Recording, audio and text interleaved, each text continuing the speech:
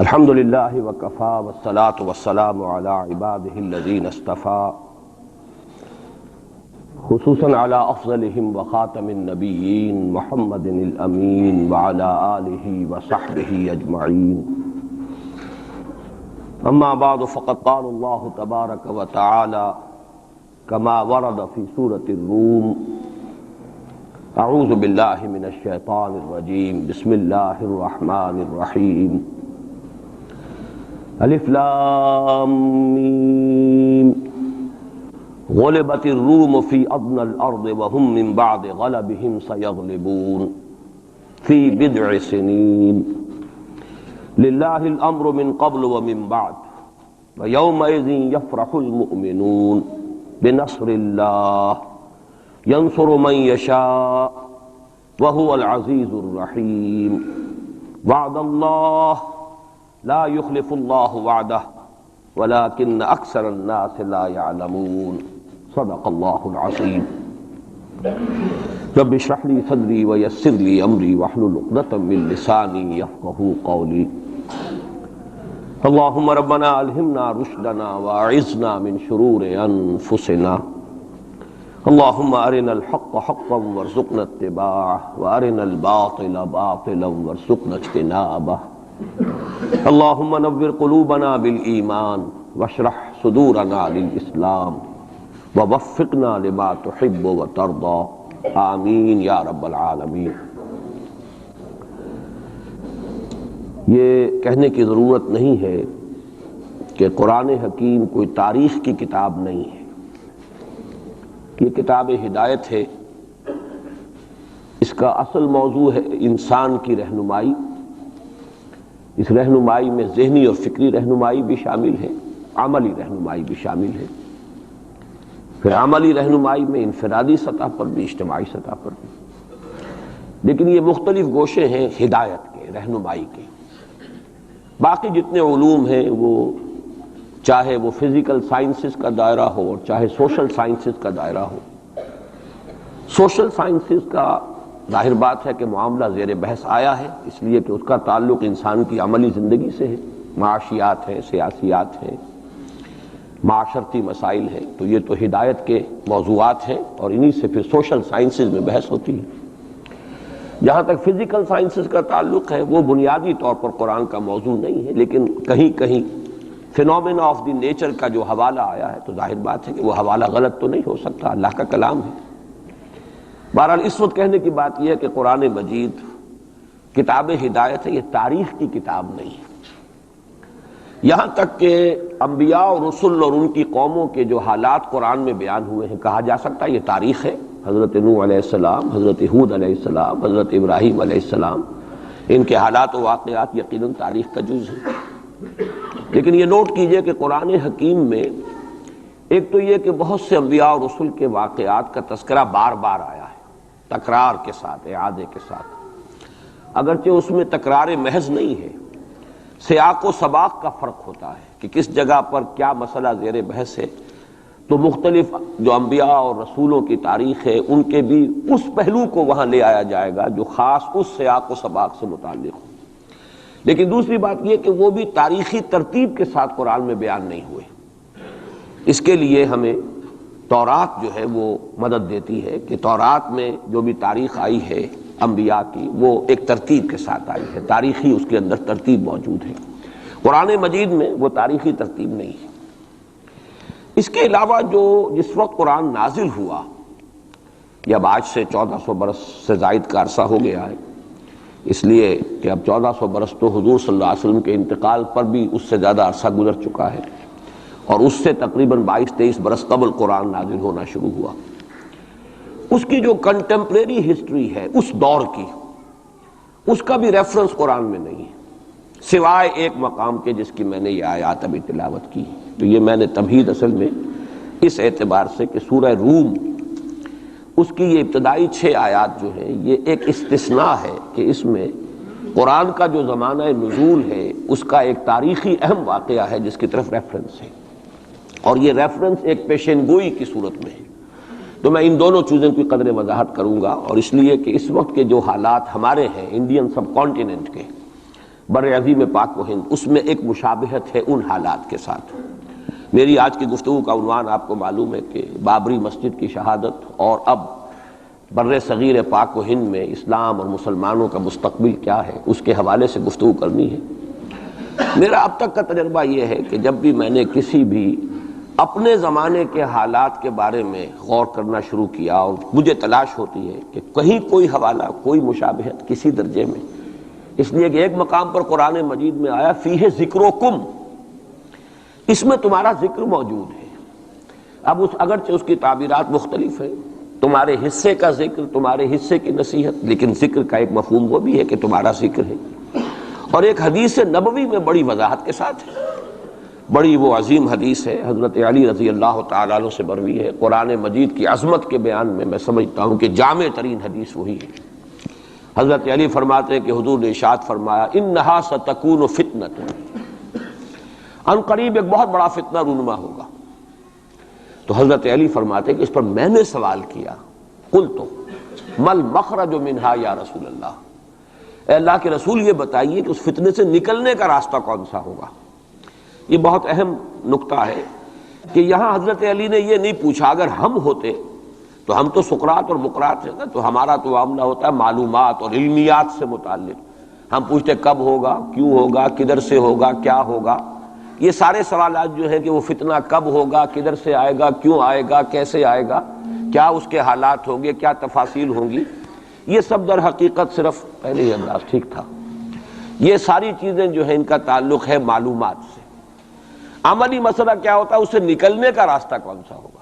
لہٰذا حضرت علی نے یہ نہیں پوچھا فتنہ کب ہوگا، کدھر سے ہوگا، کیوں ہوگا، کیسے ہوگا، بلکہ جو عملی اعتبار سے اہم سوال تھا مل مخرج منہا یا رسول اللہ، اے اللہ کے رسول یہ بتائیے اس سے نکلنے کا راستہ کون سا ہوگا۔ مخرج آپ دیکھتے ہوں گے آج کل ہوائی جہازوں میں بھی لکھا ہوتا ہے، ایگزٹ جو ہوتا ہے، ایمرجنسی ایگزٹ، مخرج، نکلنے کا راستہ۔ تو حضور نے فرمایا کتاب اللہ، اس فتنے سے نکلنے کا راستہ اللہ کی کتاب ہے۔ فیہ نبأ ما قبلکم وخبر ما بعدکم وحکم ما بینکم۔ یہ طویل حدیث ہے، میں صرف 3 ٹکڑے اس کے سنا رہا ہوں کہ قرآن مجید کی تعریف بیان کرتے حضور نے فرمایا اس میں تم سے پہلے کے لوگوں کے حالات بھی ہیں، تمہارے بعد میں جو حالات آنے والے وہ بھی ہیں، اور تمہارے مابین جتنے بھی اختلافات پیدا ہوں گے ان سب کا فیصلہ بھی ہے۔ فیہ نبأ ما قبلکم وخبر ما بعدکم وحکم ما بینکم۔ یہ کیا ہو کر دیتے ہو، ٹھیک ٹھاک تھا معاملہ۔ تو یہ نوٹ کر لیجئے کہ اس حوالے سے میرا تجربہ یہ رہا ہے کہ جب بھی کبھی میں کسی وقتی موضوع پر غور کرتا ہوں تو مجھے کہیں نہ کہیں، آج تک ایسا نہیں ہوا کہ مجھے قرآن مجید کے کسی مقام سے اس میں کوئی رہنمائی نہ ملی ہو، چاہے وہ ایک یوں کہیے کہ ضمنی انداز میں بات ہوتی ہے، جزوی ہوتی ہے، ایگزیکٹلی تو وہ حالات آج نہیں ہے، 1400 برس کا فصل ہے، لیکن یہ مقام اصل میں مجھے محسوس ہوا کہ اس کی ہماری اس وقت کی جو صورتحال ہے بر عظیم پاک و ہند کی، اس کے حوالے سے اس میں بڑی مشابہت موجود ہے۔ تو سب سے پہلے میں چاہتا ہوں کہ ان آیات کا ترجمہ اور یہ کہ اس وقت جو حالات تھے کہ جن میں یہ آیات نازل ہوئیں ان کا ایک آپ کے سامنے تصور آ جائے۔ الف لام میم، یہ تو حروف مقطعات ہیں، 4 مکی صورتوں کے شروع میں آئے ہیں، 2 مدنی صورتوں کے۔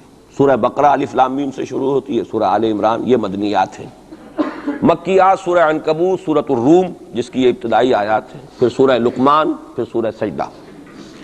تو یہ 6 آیتیں جو ہے سورہ روم کی، الف لام میم غلبت الروم فی ادنی الارض، مغلوب ہو گئے رومی قریب کی سرزمین میں، ادنا قریب کا، دنا کہتے ہیں قریب کھونے کو، رومی مغلوب ہو گئے قریب کی سرزمین میں۔ اب اس کی تھوڑی سی وضاحت ضروری ہے، اور یہ تھوڑا سا جغرافیے کا نقشہ ذہن میں لے آئیے۔ جزیرہ نما عرب جو ہے وہ آپ کو معلوم ہے، اس کے جنوب میں اور دونوں طرف سمندر ہے، ادھر بحر احمر ہے مغرب میں، مشرق میں خلیج فارس یا خلیج عربی جو بھی اس کو کہیں، جنوب میں بحر ہند ہے، بحر عرب ہے۔ اوپر جا کر ایک تکون بنتی ہے، وہ تکون یہ ہے کہ ادھر سے اگر بحر احمر کی جو بحر احمر ہے، ریڈ سی، اس کی خلیج عقبہ کی سیدھی لکیر کھینچ دیں اوپر، اور ادھر سے خلیج فارس کی سیدھی لائن کھینچ دیں تو اوپر جا کر یہ ایک جگہ مل جائیں گے اور یہ ایک ٹرائنگل وجود میں آئے گی. بیس نیچے ہے جنوب میں جو جزیرہ نما عرب کا عربین پیننسولا کا بیس ہے. یہ جو اوپر کی تکون بنتی ہے اس میں جزیرہ نما عرب سے باہر، یہ بھی عرب ملک ہے. اس کے نام کیا ہے؟ عراق عرب، شام عرب. تو گویا کہ ملک عرب جو ہے اس کے 3 حصے، ایک جزیرہ نما ہے پیننسولا نیچے جسے عام طور پر عرب سمجھا جاتا ہے، اور آج کل آپ اسے سعودی عرب کہیں گے، اور اس کے ساتھ امارات وغیرہ ہیں یا ادھر یمن ہے. یہ جو ممالک ہیں یہ مل کر بنتے ہیں یہ جزیرہ نما، یہ ہے پیننسولا، عربین پیننسولا. اس کے اوپر عراق عرب، یہ بھی عرب قوم ہے، عرب علاقہ ہے، عرب زبان اس کی اب شروع سے چلی آ رہی ہے. اور شام عرب، سیریا، یہ شام عرب ہے. اب اس سے داہنی طرف یا مشرق کی طرف ایران، اور شام کے مغرب کی طرف تو خیر میڈیٹرینین آ جاتا ہے، لیکن ذرا سا اوپر جائیں تو وہ ترکی ہے، روم، پرانا روم. اور آپ کو معلوم ہے کہ جب حضور کی بعثت ہوئی ہے تو اس سے پہلے کم و بیش 700-800 برس سے یہ 2 عظیم مملکتیں چلی آ رہی تھیں، سلطنت روما اور سلطنت ایران. ان دونوں کا مقابلہ رہتا تھا. یوں سمجھئے کہ تاریخ جھولا جھولتی تھی، کبھی ایرانی آگے بڑھتے تھے یہ مکے شہر میں، اور شمال میں یہ جو کشمکش تھی تاریخ جھولا جھول رہی تھی.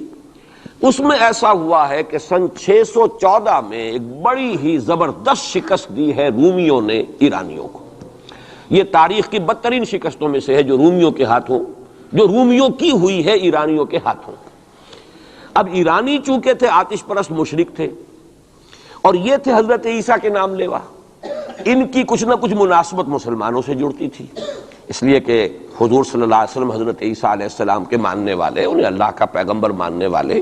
تو یہ جو ایک ایسوسییشن تھی اس کی وجہ سے بغلیں بجائیں مشرکین مکہ نے کہ دیکھو ہمارے جو ساتھی ہیں ایرانی آتش پرست وہ جیت گئے، اور تمہارے جو کیمپ، ایک ہی کیمپ سمجھ لیجئے، تمہارا بہرحال ان سے کچھ نہ کچھ تعلق ہے. تو حضرت مسیح کے ماننے والے اور تورات کے ماننے والے وہ شکست کھا گئے. اور شکست بھی ایسی تھی کہ یروشلم سے یہ نکلے ہیں، بھاگے ہیں رومی. ہرقل اس وقت وہ ایمپرر تھا، ہیرکلیس، اور ایلیا جو ان کا کہلاتا ہے یروشلم میں وہ ہیکل، اس سے جو ان کی بڑی صلیب تھی وہ بھی وہاں سے لے گئے وہ. اور گویا کہ ان کے لیے تو سمجھیے کہ یہ مذہبی اعتبار سے ایک موت تھی کہ ان کی مذہبی علامت، ان کے لیے شاعر جو ہیں ان کے مذہبی، ان میں سب سے مقدس شے جو تھی وہ بھی ایرانی وہاں سے لے گئے. اور بہت ہی زبردست شکست ہوئی ہے اس وقت رومیوں کو، ہیرکلیس کو. اس پر جو بغلیں بجی مشرکین مکہ نے جو اس پر خوشیاں منائی، مسلمانوں کو ایک طرح سے یوں سمجھیے کہ انہیں ستانے کے لیے، چڑھانے کے لیے، دیکھو وہ جیت گئے، اسی طرح تمہارا بھی قلع کما ہو جائے گا، تمہاری بھی کوئی بنیاد، لستم علی شیء، تمہاری بھی کوئی حقیقت نہیں ہے، جیسے رومی جو ہے وہ شکست کھا گئے، تم بھی ختم ہو جاؤ. اس وقت یہ آیات نازل ہوئی ہیں، اور یہ آیات اب پیشن گوئی کی صورت میں نازل ہوئی ہیں مسلمانوں کی دلجوئی کے لیے. ان کا جو مورال اس وقت گر رہا تھا مکے کے مسلمانوں کا، ابھی ہجرت نہیں ہوئی ہے، ابھی تو یہ مکے ہی میں معاملہ چل رہا ہے. 610 میں حضور پر وحی کا آغاز ہوا ہے، گویا کہ یہ 5واں برس ہے نبوت کا، ابھی ہجرت سے 7 سال پہلے کی بات ہو رہی ہے یہ جو مکے کے اندر جو صورتحال ہے. تو وہاں انہیں خبر دی گئی، الف لام میم غلبت الروم فی ادنی الارض، قریب کی سرزمین میں، اب یہ جزیرہ نما سے قریب ہے یہ پورا علاقہ شام کا، عراق کا، رومی مغلوب ہو گئے، رومیوں کو شکست ہو گئی. وَهُمْ مِنْ بَعْدِ غَلَبِهِمْ سَيَغْلِبُونَ، اور وہ اپنی اس مغلوبیت کے بعد پھر غالب آ جائیں گے. یہ پیشن گوئی ہے کہ یہ صورتحال مستقل نہیں ہے، یہ عارضی سی بات ہے، اس پر بغلیں نہ بجاؤ، اس پہ خوشیاں نہ مناؤ، اور اے مسلمانوں تم دل گرفتار نہ ہو، رنجیدہ نہ ہو، بلکہ یہ عارضی بات ہے.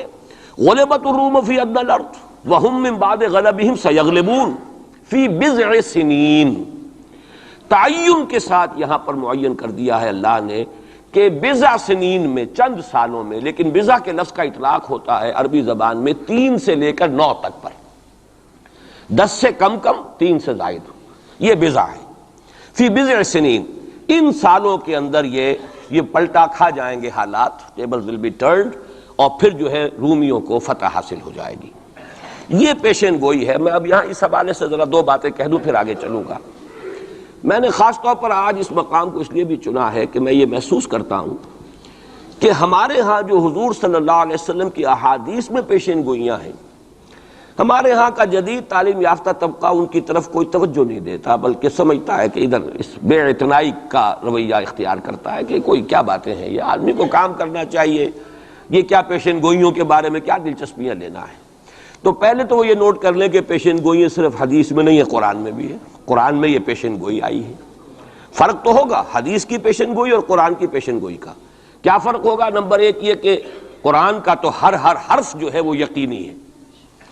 حدیث کے بارے میں یہ ہو سکتا ہے روایت بالمعنی ہو، روایت کرنے میں کوئی لفظ تھوڑا بہت بدل گیا ہو، پھر حدیث کی سند کیا ہے، وہ صحیح بخاری کی ہے، صحیح مسلم کی ہے، اس کا استناد کا پایا کیا ہے، درجہ کیا ہے، جبکہ قرآن مجید کا ہر حرف جو ہے وہ مستند ہے، بلا لا ریب فیہ کا مصداق ہے۔ یہ فرق تو ہوں گے۔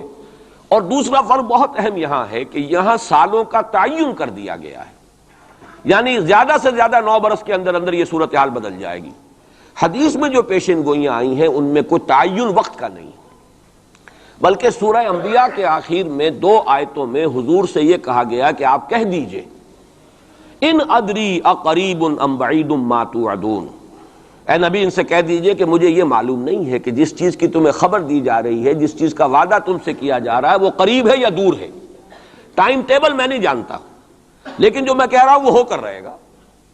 وَإِنْ أَدْرِي لَعَلَّهُ فِتْنَةٌ لَكُمْ وَمَتَاعٌ إِلَىٰ حِينٍ، اور اسی صورت میں پھر آگے چل کر ایک آیت کے بعد یہ ہے، اور یہ بھی کہہ دیجئے ہو سکتا ہے لعلہ شاید کہ یہ ابھی تمہارے لیے کچھ اور موقع تمہیں مل جائے، آزمائش تمہیں کا موقع مل جائے، اللہ تعالیٰ تمہیں کچھ بریدنگ سپیس دے دے تاکہ تم اس میں اپنی اصلاح کر سکو، تو گویا کہ آزمائش کی ایک مہلت اور مل جائے تمہیں، یہ ہو سکتا ہے۔ لعلہ فتنة لکم ومتاع الی حین، ایک وقت معین تک کے لیے اللہ تعالیٰ تمہیں اور رہنے بسنے کا موقع دے دے، لیکن یہ کہ اس میں کوئی شک نہیں ہے کہ جس عذاب الہی کی میں تمہیں خبر دے رہا ہوں وہ آ کر رہے گا، اس میں کوئی شک نہیں، کب آئے گا یہ مجھے معلوم نہیں۔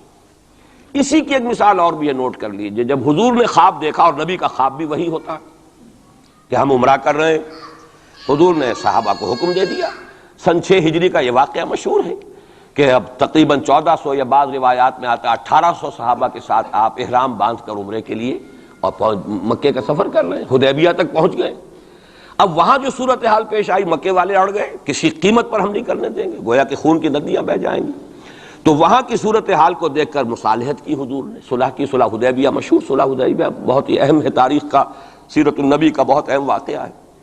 اس پر بعض لوگوں کے ذہنوں میں یہ اشکال پیدا ہوا کہ حضور نے تو کہا تھا کہ میں نے خواب دیکھا ہے، اور نبی کا خواب تو وہی ہوتا ہے، اور ہم اس وقت جا رہے ہیں بغیر عمرہ کیے، تو گویا کہ ایک وسوسہ تو آ سکتا ہے، بڑے سے بڑے آدمی کے ذہن میں آ سکتا ہے۔ اور صحابہ کرام تو آ کر حضور سے کہتے بھی تھے کہ حضور بذا اوقات ہمیں اپنے دل میں ایسی باتیں بھی محسوس ہوتی ہیں کہ زبان پر لانے سے ہم زیادہ بہتر سمجھتے ہیں کہ ہمیں زندہ آگ میں جلا دیا جائے، یعنی ایسے وسوسے بھی ہمارے دل میں آ جاتے ہیں، دماغ میں آ جاتے ہیں۔ تو حضور نے فرمایا کیا واقعی تم ایسا محسوس کرتے ہو کہ اس بات کو زبان پر لانے سے بہتر ہے کہ ہمیں زندہ جلا دیا جائے؟ عرض کیا جی ہاں، یہ تو ہمارا فرمایا ذاک ایمان، یہی تو ایمان ہے۔ شیطان وسوسہ اندازی کرے گا، لیکن جب تمہارا یہ احساس ہے کہ یہ بات اتنی بری ہے کہ مجھے زندہ جلا دیا جائے، یہ میرے لیے اہون ہے، ہلکا ہے بنسبت اس کے کہ میں اس بات کو زبان پر لاؤں، تو ثبوت ہے کہ ایمان موجود ہے۔ ریئیکٹ کون سی شے کر رہی ہے اس کے خلاف جو رد عمل پیدا ہوا وہ ایمان سے ہے نا، تو یہ تو پھر ایمان کا ثبوت ہے، یہ آپ نے اطمینان دلایا۔ تو وسوسے بعض صحابہ کے ذہنوں میں یہ بھی پیدا ہوئے، تو حضور نے فرمایا تھا کہ میں نے کہا تھا کہ ہم کریں گے عمرہ، لیکن میں نے یہ کب کہا تھا کہ اسی سال ضرور کریں گے۔ گویا کہ ٹائم ٹیبل میں فرق ہو سکتا ہے، یعنی جہاں تک اللہ کا فرمان ہے اس میں ٹائم ٹیبل کا بھی فرق نہیں ہوگا، ناممکن ہے، لیکن نبی کی پیشین گوئیوں میں یا خبروں میں ٹائم ٹیبل کے اندر فرق واقع ہو سکتا ہے کہ اس سال نہیں ہوا، اگلے سال پھر اس کو عمرہ قضا کہتے ہیں۔ قریش نے یہ مان لیا تھا کہ اس سال تو آپ جائیے، ہماری پریسٹیج جو ہے وہ اسی طرح قائم رہتی ہے، ورنہ تو گویا کہ ہم بالکل ہی آپ کے سامنے بچ گئے اور ہم نے گویا کہ بالکل ہی شکست مان لی۔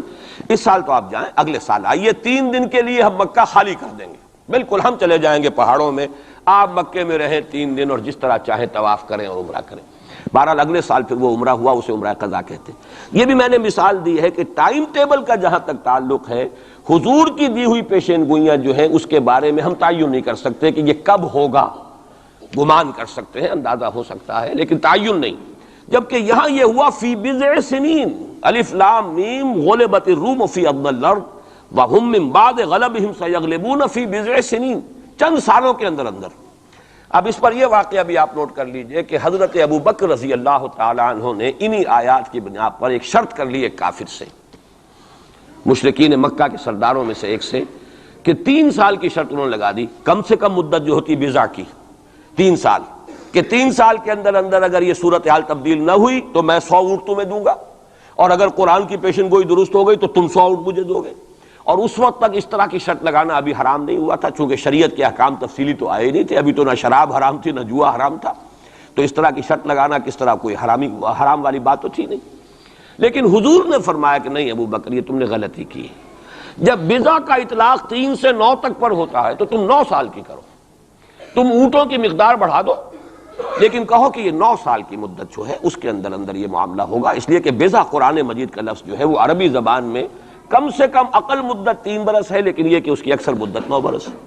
تو حضرت ابو بکر نے وہ بدلا، اور ٹھیک 9 سال بعد وہ صورتحال پیش آ گئی۔ اور یہ عجیب ہے تاریخ کا واقعہ، ہرقلیس کی یہ جو فتح ہے یہ بھی بڑی ہی معجزانہ تھی۔ وہ جو ڈائریکٹ روٹ تھا جس سے کہ ہمیشہ ان کی جنگیں ہوتی تھی، یعنی اس کے ترکی کے مشرقی علاقے سے آ کر رومی جو ہے پھر میدان جنگ کو اختیار کریں، بحیرہ کیسپین کا راؤنڈ دے کر پہاڑی جو یہ علاقہ ہے اس کے پیچھے سے آ کر اس نے حملہ کیا ہے، اور ایک دم اچانک جو ہے ایرانیوں کو گویا کہ سرپرائز اٹیک کیا ہے۔ لیکن پھر یہ کہ شکست فاش ہوئی ایرانیوں کو، دوبارہ پھر جو ہے وہ یروشلم پر اس کا قبضہ ہو گیا۔ اس نے منت مانی تھی کہ اگر یروشلم دوبارہ فتح ہو جائے ہمارے ہاتھوں تو میں حمص سے لے کر اور یروشلم تک پیدل جاؤں گا، اور وہاں جا کر جو ہے شکرانے کی نماز ادا کروں گا، چونکہ وہ پھر صلیب انہیں دوبارہ واپس مل گئی، صلیب کو دوبارہ ریسٹور کرنا تھا اسی جگہ پر جا کر، تو پیدل چل کر یہ آیا ہے۔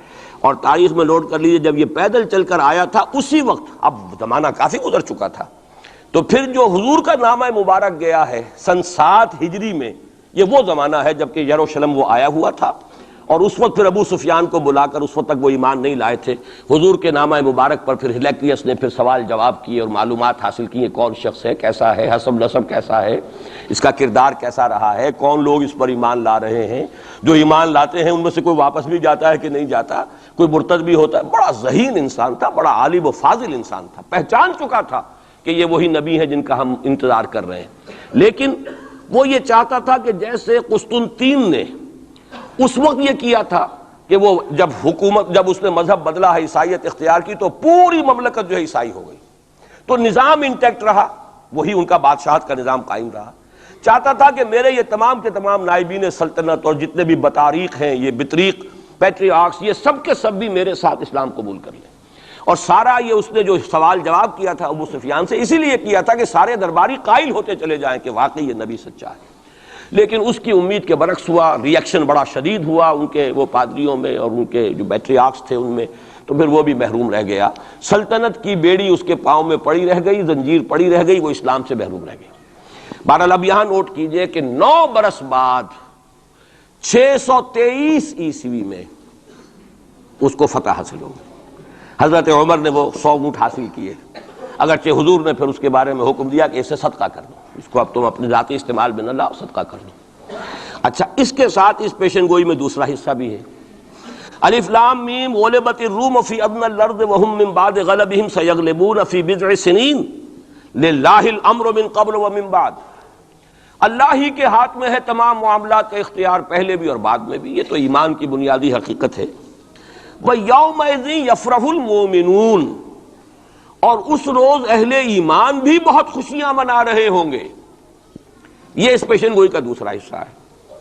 عین بدر کے دن یہ خبر آئی ہے کہ یہ پیشن گوئی صحیح ہو گئی۔ 9 برس ہو گئے، سن 5 جو نبوی سے، اور غزوہ بدر 623 عیسوی میں غزوہ بدر ہو رہا ہے، 622 میں ہجرت ہے اور 623 میں غزوہ بدر ہو گیا۔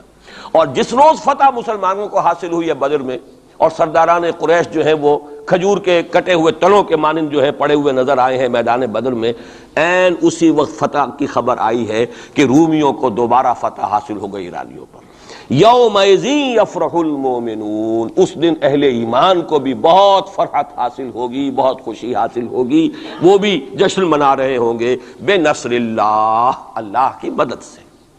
بدر میں جو اللہ تعالیٰ کی نصرت آئی ہے، ینصر من یشاء، وہ تو مدد فرماتا ہے جس کی چاہتا ہے، وہو العزیز الرحیم، اور وہ زبردست ہے، رحم فرمانے والا ہے۔ وعد اللہ، اب دیکھیے ذرا تاکید کا انداز دیکھیے، وعد اللہ، یہ اللہ کا وعدہ ہے، لا یخلف اللہ وعدہ، اور کان کھول کے سن لو، اللہ اپنے وعدے کے خلاف نہیں کرتا۔ ولکن اکثر الناس لا یعلمون، لیکن اکثر لوگوں کو علم حاصل نہیں ہے، اکثر لوگ جانتے نہیں۔ یہ جو میں نے آیات اور اس کا تاریخی پس منظر، کچھ تھوڑا سا جغرافیائی جو اس کا پس منظر ہے، وہ سارا آپ کے سامنے رکھا ہے۔ اس کا مقصد یہ ہے کہ ایک طرف تو جو پیشین گوئیاں ہیں ان کے بارے میں تعلیم یافتہ لوگوں کے ذہنوں میں بھی جو اگر کوئی اشکال ہے کہ حدیث میں جو پیشین گوئیاں آئی ہیں تو وہ رفع ہو جائے۔ ہمارے نزدیک قرآن اور حدیث میں کوئی فرق نہیں، قرآن بھی ہمیں محمد کے ذریعے ملا صلی اللہ علیہ وسلم، مجھ پر تو نازل نہیں ہوا، کسی اور پر نازل نہیں ہوا، ابو بکر پر نازل نہیں ہوا، نازل تو محمد پر ہوا صلی اللہ علیہ وسلم، وہ بھی آپ کی زبان مبارک سے ہمیں عطا ہوا ہے، آپ سے لیا ہے صحابہ نے، صحابہ سے تابعین نے، تابعین سے تبع تابعین نے، اور اس کے لیے ریٹن ورڈ ذریعہ نہیں بنا ہے، اصل جو ہے یہ اسپوکن، زبان سے زبان، اور اصل شے آج بھی جو ہے وہ قرات ہے قرآن کی، قرات اور قرات کا فن جو ہے یہ ہے اصل اس کے لیے حجت۔ یہ لکھنے کا معاملہ جو ہے وہ بھی تھا، اس کے بعد حضرت ابو بکر کے زمانے میں اس کو ایک کتاب کی شکل میں بھی جمع کر دیا، پھر حضرت عثمان نے اس کو ایک رسم الخط پر بھی تمام امت کو جمع کر دیا، یہ بھی بڑی قیمتی چیزیں ہیں۔ لیکن اصل جو ہے میڈیم قرآن مجید کا منتقل ہونا کہ قلب محمد پر نازل کیا جبرائیل نے، انہ نزلہ علی قلبک، پھر لسان محمد سے صلی اللہ علیہ وسلم حاصل ہوا صحابہ کو، پھر صحابہ کی زبانوں سے، پھر یہ تابعین کو، تبع تابعین کو، تو یہ منتقل ہوتا آ رہا ہے۔ اور ہمارے ہاں جو فن قرات ہے اس میں باقاعدہ سند ہوتی ہے، جیسے فن حدیث میں سند ہے، آپ کس سے پڑھ رہے ہیں، اس نے کس سے پڑھی، اس نے کس سے پڑھی، سند چلے گی۔ اسی طریقے سے فن قرات میں سند ہے، جو ہمارے ہاں قراء ہوتے ہیں ان کا تعلق جو ہے وہ جڑ جائے گا اسی دور صحابہ کے قراء کے ساتھ۔ بہرحال اس وقت جو میں عرض کر رہا تھا کہ قرآن اور حدیث میں یہ فرق نہیں ہے، دونوں چیزیں محمد کی ادا کرنا، اور ہمیں معلوم ہے کہ حضور کو وحی صرف قرآن کی شکل میں نہیں ہوئی ہے، وحی خفی بھی ہوئی ہے، بہت سی باتیں اللہ تعالیٰ دل میں ڈالتا تھا، حضور کا خواب بھی وحی ہے، اس اعتبار سے وہ وحی خفی جس کو ہم کہتے ہیں اس پر بھی ہمارا ایمان ہے۔ البتہ فرق کیا ہے، جیسا کہ میں عرض کر چکا، یہ لفظ بلفظ محفوظ ہے، حرف بحرف، بلکہ لفظ بھی بڑی شے ہے، حرف بحرف محفوظ ہے، وہاں یہ ہے کہ اس طرح کی حفاظت کا جو ہے وہ دعویٰ نہیں ہے۔ نمبر دو یہ کہ یہاں جو شے ہے وہ اپنے ٹائم ٹیبل کے حوالے سے بھی قطعی ہوگی، وہاں یہ ہے کہ ٹائم ٹیبل کا ہم تعین نہیں کر سکتے، جبکہ قرآن مجید ہی کی دو آیات آپ کو محکم سنا چکا ہوں، ان ادری اقریب ام بعید ما توعدون، نبی کہہ دیجیے مجھے نہیں معلوم جو کچھ تم سے وعدہ کیا جا رہا ہے وہ قریب ہے یا دور ہے، وَإِنْ أَدْرِي لَعَلَّهُ فِتْنَةٌ لَكُمْ وَمَتَاعٌ إِلَىٰ حِينٍ، اور میں نہیں جانتا، ہو سکتا ہے کہ ابھی تمہیں اللہ ایک مہلت اور دے دے، اور ابھی تمہیں اور رہنے بسنے کا موقع دے دے، تاکہ تمہیں ایک مہلت آزمائش مزید مل جائے۔ اب جو میں ذرا صرف حوالہ دوں گا، اس وقت تفصیل میں جانے کا موقع نہیں ہے، اس لیے کہ گزشتہ سال اس پہ تفصیل سے کئی جمعوں میں یہاں گفتگو کر چکا ہوں۔ قرب قیامت کی جو پیشین گوئیاں محمد الرسول اللہ صلی اللہ علیہ وسلم نے ہمیں دی ہیں، ان کو نوٹ کر لیجئے کہ وہ دو قسم کی ہیں۔ ایک تو خاص خرق عادت واقعات جو قرب قیامت سے زمانے میں ہوں گے، سورج کا مغرب سے نکلنا اور اسی طرح کی دوسری اور علامات ہیں۔ ایک تو وہ علامات ہیں جن کو ہم کہتے ہیں علامات قیامت، اس میں پوری کتابیں لکھی گئی ہیں، غالباً شاہ رفیع الدین رحمۃ اللہ علیہ دہلوی جو ہیں ان کی پوری کتاب اس کے اوپر موجود ہے، اس لیے کہ احادیث میں اس کی بڑی جو واضح نشانیاں ہیں وہ دی گئی۔ ایک یہ ہے کہ قیامت سے متصلاً قریب کے زمانے کے کچھ تاریخی واقعات کا تذکرہ ہے۔ یہ ہیں دو چیزیں کہ جن کو میں نے کافی پچھلے دنوں یہاں بیان کیا ہے، اس وقت میں صرف اس کا حوالہ دینا چاہتا ہوں، اور وہ حوالہ کیا ہے؟ پہلی بات یہ ہے کہ احادیث نبویہ سے صراحت کے ساتھ ثابت ہے کہ قیامت سے قبل پورے کرۂ ارضی پر اللہ کا دین اسی طرح غالب ہوگا جیسے کہ حضور کے دست مبارک سے آپ کی اپنی حیات طیبہ کے دوران جزیرہ نما عرب میں غالب ہو گیا تھا۔ یہ قطعی بات ہے۔ حضور نے 5 ادوار گنائے، یہ حدیثیں ہم نے اس کے ٹیکسٹ بھی عام کیے ہیں، ندائے خلافت میں ان کے ٹائٹلز پر شائع کیا ہے تاکہ یاد کریں آپ حضرات ان حدیثوں کو، اس لیے کہ جو حالات اس وقت ہیں اور جو سامنے آنے والے ہیں بہت مایوس کن حالات ہیں، اور مایوس کن حالات میں پھر اگر امید کی کوئی ڈور جو ہے وہ ہاتھ میں رہے تو آدمی کو سنبھالا ملتا رہتا ہے، کہیں نہ کہیں کچھ امید بھی جو ہے کہ دامان خیال یار چھوٹا جائے ہے مجھ سے، وہ امید کا دامن جو ہے ہاتھ سے بالکل ہی نہ چھوٹ جائے تو کوئی نہ کوئی نا امیدی سنبھلنے دے مجھے ہے نا امیدی کیا قیامت ہے، بڑا پیارا مصرع ہے، سنبھلنے دے مجھے ہے نا امیدی کیا قیامت ہے کہ دامان خیال یار چھوٹا جائے ہے مجھ سے، تو نا امیدی بہت بری شے ہے، لا تقنطوا من رحمۃ اللہ۔ اس اعتبار سے جو حالات امیڈیٹلی اس وقت سامنے ہیں اور جو آ رہے ہیں وہ نہایت مایوس کن، نہایت تکلیف دہ، ان میں ضرورت ہے کہ یہ جو ہمارے لیے کچھ امید افزا خبریں اور پیشن گوئیاں ہیں ان کو بڑے پیمانے پر عام کیا جائے، تاکہ لوگ جو ہیں اس کے حوالے سے اپنے حوصلوں کو، اپنے امنگوں کو، ولولوں کو کچھ برقرار رکھ سکیں اور ان میں کچھ کام کرنے کا جذبہ، اس لیے کہ ایسے لوگ کم ہوتے ہیں اور اللہ تعالیٰ سے دعا کرتا ہوں کہ اللہ تعالیٰ مجھے ان میں شامل کر دے، آپ کو بھی شامل کرے۔ ایک ایسے لوگ ہوتے ہیں کم کہ جو بالکل حالات سے اپنا تعلق منقطع کر کے، مائنس ہے یا پلس ہے اور پازیٹیو ہے یا نیگیٹو ہے، اس سے بالکل منقطع کر کے اپنے احساس فرض کے تحت کام کرے۔ میرا تو فرض ہے، مجھے کرنا ہے، بات ختم ہو گئی۔ کیا حالات ہیں، کیا امیدیں ہیں، کیا کیلکولیشنز ہیں، کیلکولیٹنگ مائنڈ سے انہیں کوئی سروکار نہیں ہوتا، ہمیں اس سے بحث نہیں، کوئی نتیجہ نکل رہا ہے یا نہیں نکل رہا یا نکل سکتا ہے یا نہیں نکل سکتا، کوئی امید ہے یا نہیں ہے۔ حضرت نوح علیہ السلام 950 برس تک دعوت دیے چلے جا رہے ہیں، کون سی امید تھی؟ آخری وقت تک کوئی امید بر نہیں آئی، کوئی امید تھی نہیں۔ 950 برس کوئی تصور ہم نہیں کر سکتے، دعوت دے رہے ہیں، اس لیے کہ فرض ہے، آپ کے ذمہ ہے، آپ کو تو پہنچانا ہے۔ یا ایھا الرسول بلغ ما انزل الیک من ربک فإن لم تفعل فما بلغت رسالہ، اے رسول پہنچاتے رہو جو کچھ کے نازل کیا جا رہا ہے تم پر تمہارے رب کی طرف سے، تمہیں تو کرنا ہے۔ نتیجہ نکلے نہ نکلے، کو مانے نہ مانے، حالات بہتر ہوں یا اور بدتر ہو، اس سے بالکل لا تعلق۔ اس کو ہندی فلسفے میں ڈیٹیچمنٹ کہتے ہیں۔ اپنے آپ کو ایکشن جو ہے، ایکشن آدمی کر رہا ہے اپنے فرض کے تحت، اپنے آپ کو ڈیٹیچ کر لیجئے اس کے نتیجے سے۔ نتیجہ کو اچھا بھی نکلے تو خوشی بھی نہیں ہونی چاہیے، نتیجہ اگر کوئی برا نکلا تو افسوس بھی نہیں ہونا، یہ کوئی انتہا ہے، تھیوریٹیکل بات ہے۔ انسانی سطح پر تو یہی ہوگا کہ اچھا نتیجہ نکل رہا ہے تو کچھ نہ کچھ خوشی ہوتی ہے، فرحت ہوتی ہے، اطمینان ہوتا ہے، اور اگر کچھ دوسری صورت ہے تو پھر کچھ نہ کچھ رنج ہوتا ہے، افسوس ہوتا ہے۔ قرآن خود کہتا ہے فَلَعَلَّكَ بَاخِعٌ نَفْسَكَ أَلَّا يَكُونُوا مُؤْمِنِينَ، اے نبی کیا آپ اپنے آپ کو صدمے سے ہلاک کر لیں گے کہ یہ ایمان نہیں لا رہے؟ تو یہ صدمہ ہونا، رنج ہونا، دکھ ہونا، افسوس ہونا، یہ اپنی جگہ پر ہے۔ یا اگر کہیں کوئی کامیابی ہو جائے، حضرت عمر کے ایمان لانے کی خبر آئی تو حضور نے بھی نعرہ تکبیر بلند کیا، اب یہ ایک فوری تاثر ہے، ہونا چاہیے۔ آپ کو کسی چونٹی نے کاٹا ہے کہیں سے تو فوراً ہاتھ آپ کا جو ہے وہ جنبش کھائے گا، یہ ریفلیکس ایکشن ہے، یہ ہوگا۔ لیکن ہندو فلسفی میں تو یہاں تک ہے کہ ڈیٹیچ کر لو اپنے آپ کو اس درجے کہ آپ کا اپنے ایکشن کے ساتھ، action for the sake of action, یا یوں کہیے کہ وہ اپنے مقصد کے تحت جو ہے آپ کام کر رہے ہیں۔ باقی یہ کہ کیا نتیجہ نکلتا ہے نہیں نکلتا ہے، امید افزا ہے یا مایوس کو بالکل چھوڑ دیجیے۔ بہرحال اس کی ضرورت ہے، لیکن ایسے لوگ جیسا کہ میں نے عرض کیا ہوتے کم۔ اکثریت لوگوں کی ایسی ہوگی کہ جو کچھ نظر آتا ہو تو کچھ کام کرتے ہیں، کچھ حوصلہ بڑھتا ہے، پھر کچھ اور ہمت جو ہے بنتی ہے۔ اس حوالے سے میں کہتا ہوں کہ چونکہ جو موجودہ حالات ہیں اور مستقبل قریب میں جو حالات آ رہے ہیں وہ سخت مایوس کن ہیں، انہی کا بعد میں تذکرہ کروں گا۔ لیکن اس وقت جو ہے اگر ہم ان حدیثوں کو سامنے رکھیں گے کہ پہلی بات یہ کہ اس دنیا پر پورے کرۂ ارضی پر دین کا غلبہ ہو کر رہے گا، دین حق اسی طرح نافذ ہوگا جیسے کہ حضور کے ہاتھوں نافذ ہوا ہے جزیرہ نما عرب۔ اور یہ جو گلوبل ڈومینیشن ہے اسلام کی، یہ ایک تو اس سے بھی ثابت ہے کہ 3 مرتبہ قرآن میں فرمایا گیا هو الذی ارسل رسولہ بالہدی ودین الحق لیظہرہ علی الدین کلہ۔ حضور کا مقصد بعثت ایکسکلوسیو شان ہے، یہ صرف آپ کی ہے، کسی اور نبی اور رسول کی نہیں ہے، کہ قرآن کہتا ہے غلبہ دین کے لیے بھیجا ہم نے، صرف تبلیغ کے لیے نہیں بھیجا۔ باقی تمام انبیاء صرف تبلیغ کے لیے آئے، تبلیغ، تذکیر، تبشیر، تذکیر، نصیحت، جو بھی کہیں، تعلیم، تزکیہ، لیکن غلبہ دین کا لفظ صرف محمد الرسول اللہ صلی اللہ علیہ وسلم کے بارے میں آیا اور 3 مرتبہ آیا، کسی اور نبی کے لیے 1 مرتبہ بھی نہیں آیا۔ اور دوسری بات یہ بھی قرآن کے محکمات میں سے ہے کہ وَمَا أَرْسَلْنَاكَ إِلَّا كَافَّةً لِلنَّاسِ بَشِيرًا وَنَذِيرًا، ہم نے نہیں بھیجا ہے محمد آپ کو مگر تمام نوع انسانی کے لیے، پوری نوع انسانی کی۔ گویا کہ پورے عالم انسانیت پر غلبہ دین ہوگا تو بعثت محمدی کی تکمیل ہوگی. پورے عالم جب بھیجا گیا پورے عالم انسانی کے لیے، اس اعتبار سے بھی صغرا کبرا جوڑیے تو اس کا نتیجہ نکلتا ہے.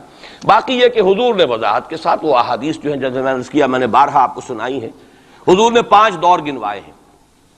دور نبوت، دور خلافت علی منہاج النبوہ، حدیث کا ٹیکسٹ میں بیان نہیں کر رہا وقت کی کمی کی وجہ سے. پھر دور ایسی ملوکیت کا جو کٹ کھنی ہوگی، ظالم، کاٹ کھانے والی. پھر دور ایسی ملوکیت کا جو جبری ہوگی. یہ میرے نزدیک جو غلامی کا دور ہمارا گزر چکا ہے اور ابھی ہے، پارشلی ختم ہوا، پارشلی باقی ہے. براہ راست جو ہے ویسٹرن امپیریلسٹ پاورز جو ہیں وہ یہاں سے چلی گئی ہیں، ان کی فوجیں اب موجود نہیں ہیں ہمارے ہاں، لیکن یہ کہ ان کی تہذیب، ان کا تمدن، ان کا فکر، ان کے نظریات، ان کے فلسفے، ان کی سوچ، ان کا طرز بود و باش، انہی کا لباس، انہی کی صفت، یہ سب کچھ موجود ہے. اور ٹیکنالوجی میں، علم میں اور معاشیات میں ہم بالکل بھکاریوں کی طرح ان کے سامنے ہاتھ پھیلانے پر مجبور ہیں. تو وہ ختم نہیں ہوا چوتھا دور، بلکہ در حقیقت یہ کہ انٹرم پیریڈ ہے چوتھے اور 5ویں کے درمیان. اور 5واں آپ نے فرمایا ثم تکون خلافت علی منہاج النبوہ، پھر 5واں دور آئے گا خلافت علی منہاج النبوہ کا. اور اس وقت گویا کہ پوری جو یہ عالم انسانیت ہے یہ اس چوتھے اور 5ویں دور کے درمیان میں ہے. یہ ایک درمیان کا عرصہ ہے، نو مینز لینڈ کہہ لیجئے اس کو، یا یہ کہ برزخی یہ دور ہے. وہ جو دور تھا امپیریلزم کا، مغربی امپیریلزم، غیر مسلموں کی ہم پر حکومت، ملکن جبرین، اور وہ خلافت علی منہاج النبوہ. پھر وہ 2 حدیثیں حضرت ثوبان رضی اللہ تعالی عنہ سے جو کہ مسلم شریف میں مروی ہے کہ مجھے اللہ تعالیٰ نے ساری زمین سکیڑ کر دکھا دی، یہاں تک کہ میں نے اس کے سارے مشرق دیکھ لیے، سارے مغرب دیکھ لیے. وَإِنَّ أُمَّتِي سَيَبْلُغُ مُلْكُهَا مَا زُوِيَ لِي مِنْهَا، اور سن لو کہ میری امت کی حکومت ان تمام علاقوں پر قائم ہو کر رہے گی جو مجھے سکیڑ کر دکھا دیے گئے. اب اس کے بعد مجھے تو کوئی شک ہے نہیں، صحیح ہے میں سے ہے روایت، صحیح مسلم.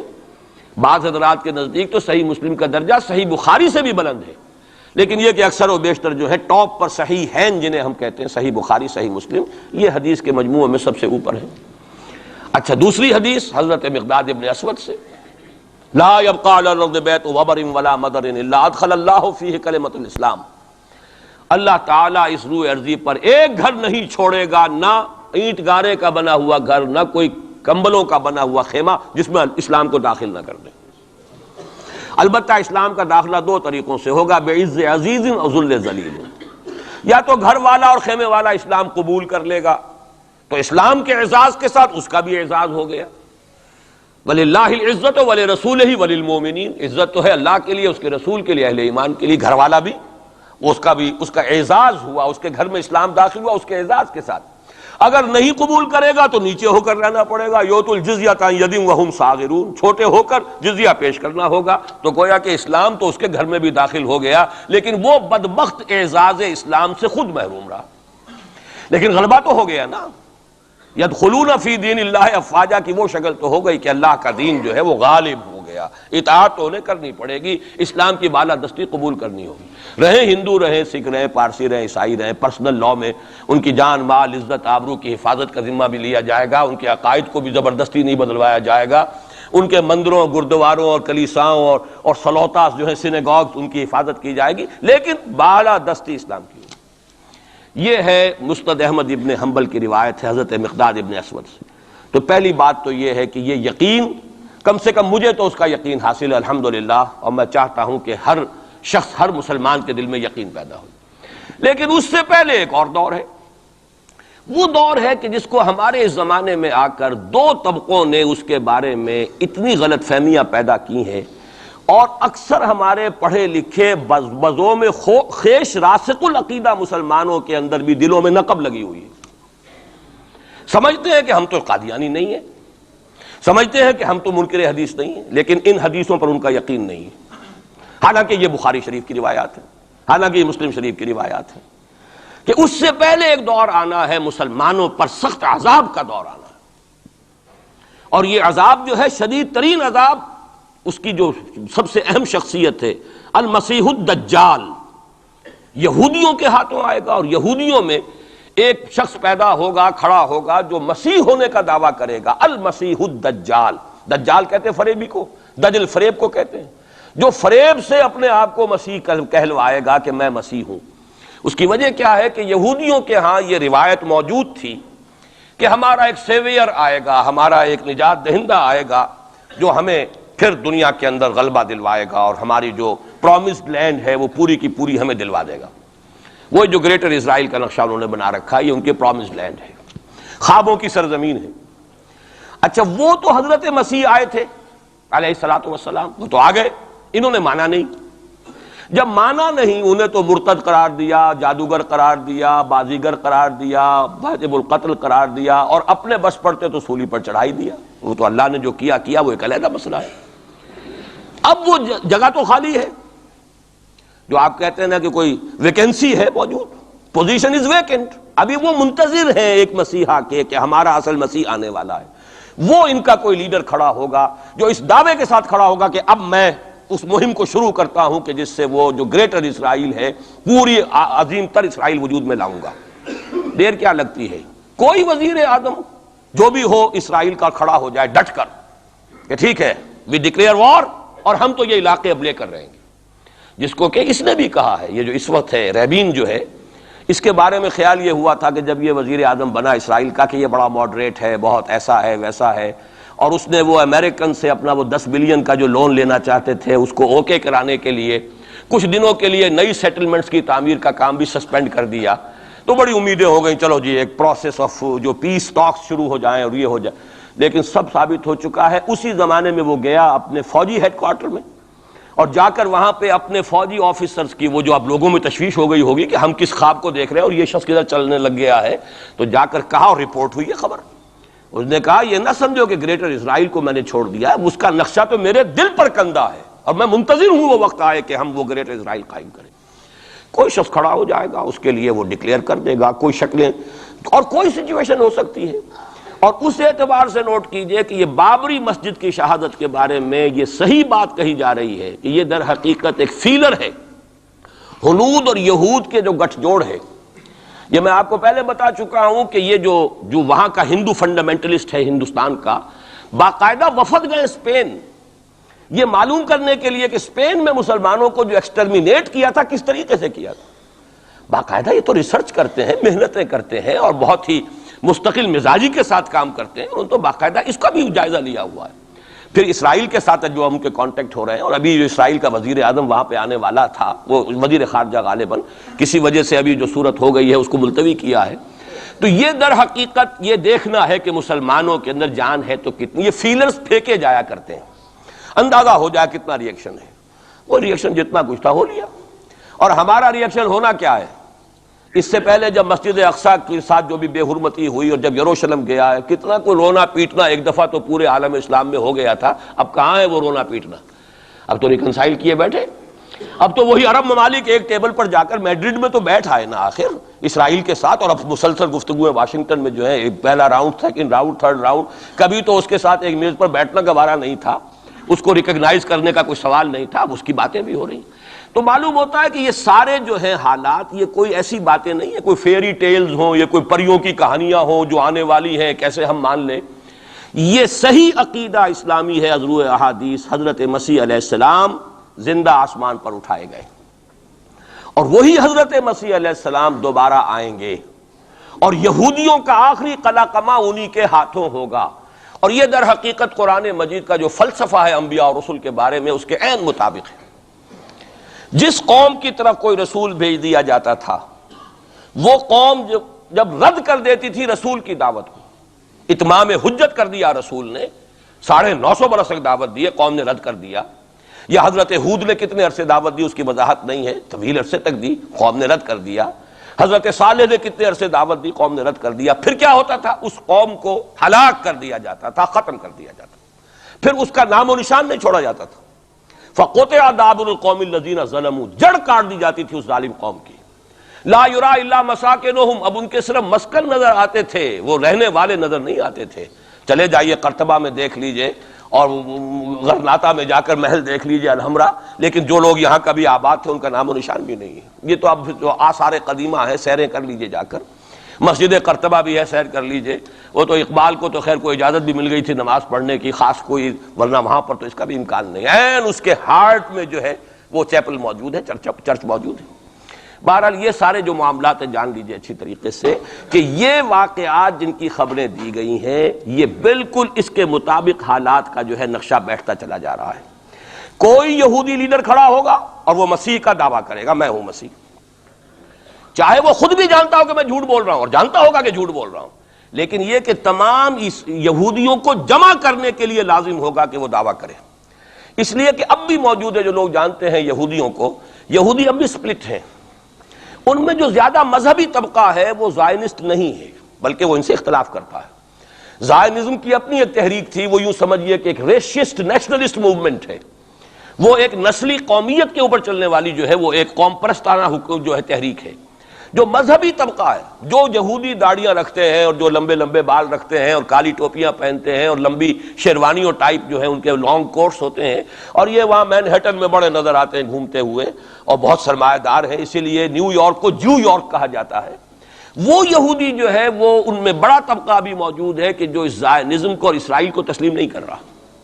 تو ظاہر بات ہے کہ ان کے لیے ضرورت ہوگی کہ کوئی مذہبی اپیل آئے، منتظر تو وہ بھی ہے مسیح کے، اب آنا تو نہیں ہے، وہ مسیح جو آئے گا وہ تو آئے گا ان کی ہلاکت کے لیے، اس سے پہلے کوئی کھڑا ہوگا اور اس کو پھر یہ مذہبی یہودی بھی مان لیں گے۔ نتیجہ یہ ہوگا کہ جو بھی پوری دنیا کا یہودی ہے وہ اس ایک علاقے میں آ جائے گا اور وہ اپنے اس گریٹر اسرائیل کے لیے پھر جو وہاں پر جنگ کی بھٹی دہکے گی۔